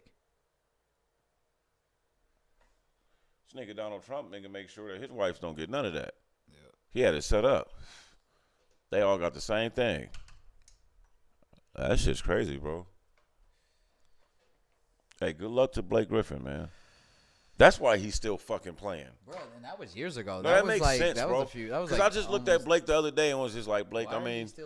you doing your thing. You did what you did. But I'm like, I wonder why. I'm like, Blake, won't you just go? I'm surprised Blake ain't retired yet. $3 million a year. That nigga paying off his child support. Let's see how old Blake Griffin's son is. Let's see how much league. We'll all right, you do that. I'm about to see how much league veteran minimum is. Let me figure this shit right on out right quick, man. How much? Let me see. Oh. He got time. No, it just sucks because that's the total for two of them. He got 2 kids with this bitch. What's the total? I didn't see it. 3 or 2, or did it go up? Which kid is with her? It's gonna be. Well, they both. I don't know. It's gonna be the one that looks more closest to having black in it. Bryn Cameron, his parents were. Oh no, okay, this is him. How old is he? So Blake Griffin. She was born in 2016. Oh God, Hold damn. on. That's what I'm saying. He got time. God, Blake Griffin signed a 1-year, $2.64 million contract. He didn't make enough money to pay his fucking child support for the year. with the Brooklyn Nets, including a $2.64 million guarantee and an annual average salary of 2.6 in 21-22. That nigga barely made enough money to pay his child support for the year. This nigga's contract for the last 3 years literally pays child support. That's so sad. And you got to think about it. He ain't got 13 years left in In him. 2017, he signed his last big, what you would consider a bigger deal. It was for $29 million for like, I think until 2020. So hopefully he was, hopefully he was smart. For 3 years. When he 3 got, years, hopefully 29 he million. was smart. When he got that 170, he paid his child support Which off. time? I mean, shit, if you want to look up his net worth, that's different. Blake probably sitting on about 5. No, but I'm saying, okay, yeah. Whenever that judgment came out, if he was smart, he would have paid 18 years in child support that day. Yeah, you could put it in an account Yep. like 50 did. Or Tyson. Tyson paid all his child support every time in full. He would pay 18 years at his current rate immediately, nigga.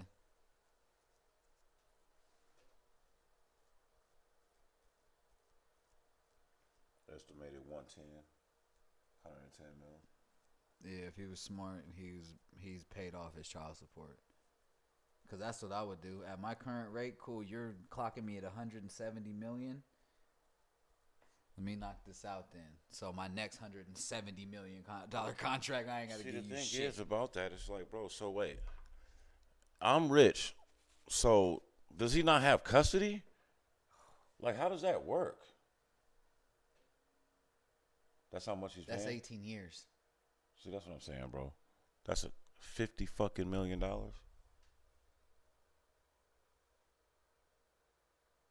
That's how you see it when the kids are in college or out of school.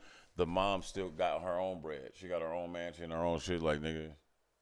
Oh, do you know what's disgusting before we get up out of here? And this is not a sexist thing. This is both sides. I don't care who the fuck it is. I watched a Whoever got the bread, that's crazy. Yo. I watched a Dr. Phil little segment, right? And this little spoiled ass girl in there and her mom. Little girl said $1,000 was not enough for her to live off of every month. Mind you, she's 15, still lives in the mom's house, so she doesn't pay rent. She wants $2,500 a month. She's mad that her mom got her C-class Benz. She wanted the G-class, the 63, right? Dr. Phil tells her she needs to make her get a job. The little girl starts crying on stage, right?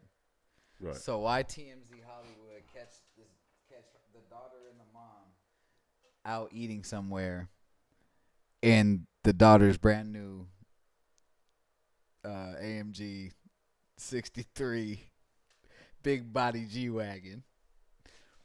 Mom blatantly said, like, yeah, nah, I'm not taking his advice. I'm do what I want. Exactly. Because guess what? The mom really had her daughter on there. For So she could be the publicity. next Catch Me Outside girl. Yeah, That's it. that's exactly. That's what all that she was thinking. Because think Oh, about and her. That was her second G-Wagon. Hey, you see her cat, her little girl, little baby or whatever, bad baby. She's rich as hell right now. It was her second G-Wagon, too, because somebody backed into the first one. She's worth like 50. She made like 50 off of OnlyFans this year. Bro, she just bought a house for like $4 million cash or something like that. Well, yeah, she made 50 off of She did what? OnlyFans. 50 million Hey, you on people are perverse and OnlyFans. sick. Fam, she don't look like a kid to you? She is a kid to me. She will never not be Catch Me Outside 16-year-old Danny Bergoli, nigga. Doc On could pop today and be the hottest thing out, and she's like, hey, Doc, what's up? But she got a daughter that's almost your age. Fuck no. Dog, hold on. I think I'm lying.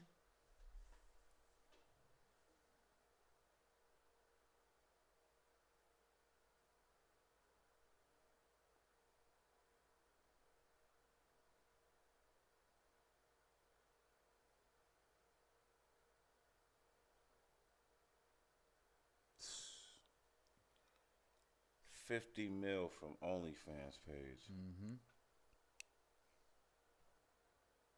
That is Showed the crazy. proof. 50 mil. You nasty motherfuckers. How many Dog. people got to be subscribed to you to make $50 million? No, I'm just saying, but those are adult men I know. that know you from where they know you from. Yeah. And that's just nuts. That's disgusting. That's why Kanye don't want his fucking kids on motherfucking social media. Because he knows. Because he know. You know what I'm saying? That those men that know their mom from what they know her from and lust over her in that way are gonna like naturally look at man, that's sick. It's disgusting. Bro. I mean, shout out to her. Nah, yeah, we're not talking My about bad, her bad at baby. all. We not hating over Hey, here. You 50 know what I'm mil? saying? Get your money. 50 Mom. mil at 20 I'm just some years saying, old. Gosh, damn. Off of just hustle. Hey.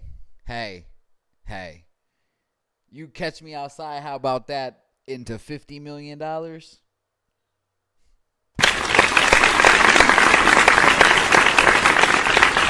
gonna get something. We talked about doing it for the show. Y'all gonna get something. I'm talking about for me, goddamn it. I need 50 mil. I can at least get if I get 1 mil. We would have to get poppin' here first. She only got poppin' on there because of who she was. Like, we would have to be famous already. Like, Adam 22 is if probably I got 100 a week, looking ass nigga like Adam 22 is probably getting bread because of his platform and because who his chick is. What you got? Shit, actually, definitely got. You ready to rap? You know, we can end it on Bad Baby and her 50 million from OnlyFans, man. I'm gonna. What are we doing? Hey, all y'all looked at that girl on Dr. Phil and thought talked and just bad. knew we had better lives than her and better futures. Mm-hmm. And we sure didn't. I mean, yet. But Jokes all around. Jokes on us. 50 mil. She the 50 million kid off OnlyFans. And that's been another episode of the Always Talking Shit Show. Doc on, and we the fuck out of here. You always talking shit show. Fuck how you feel.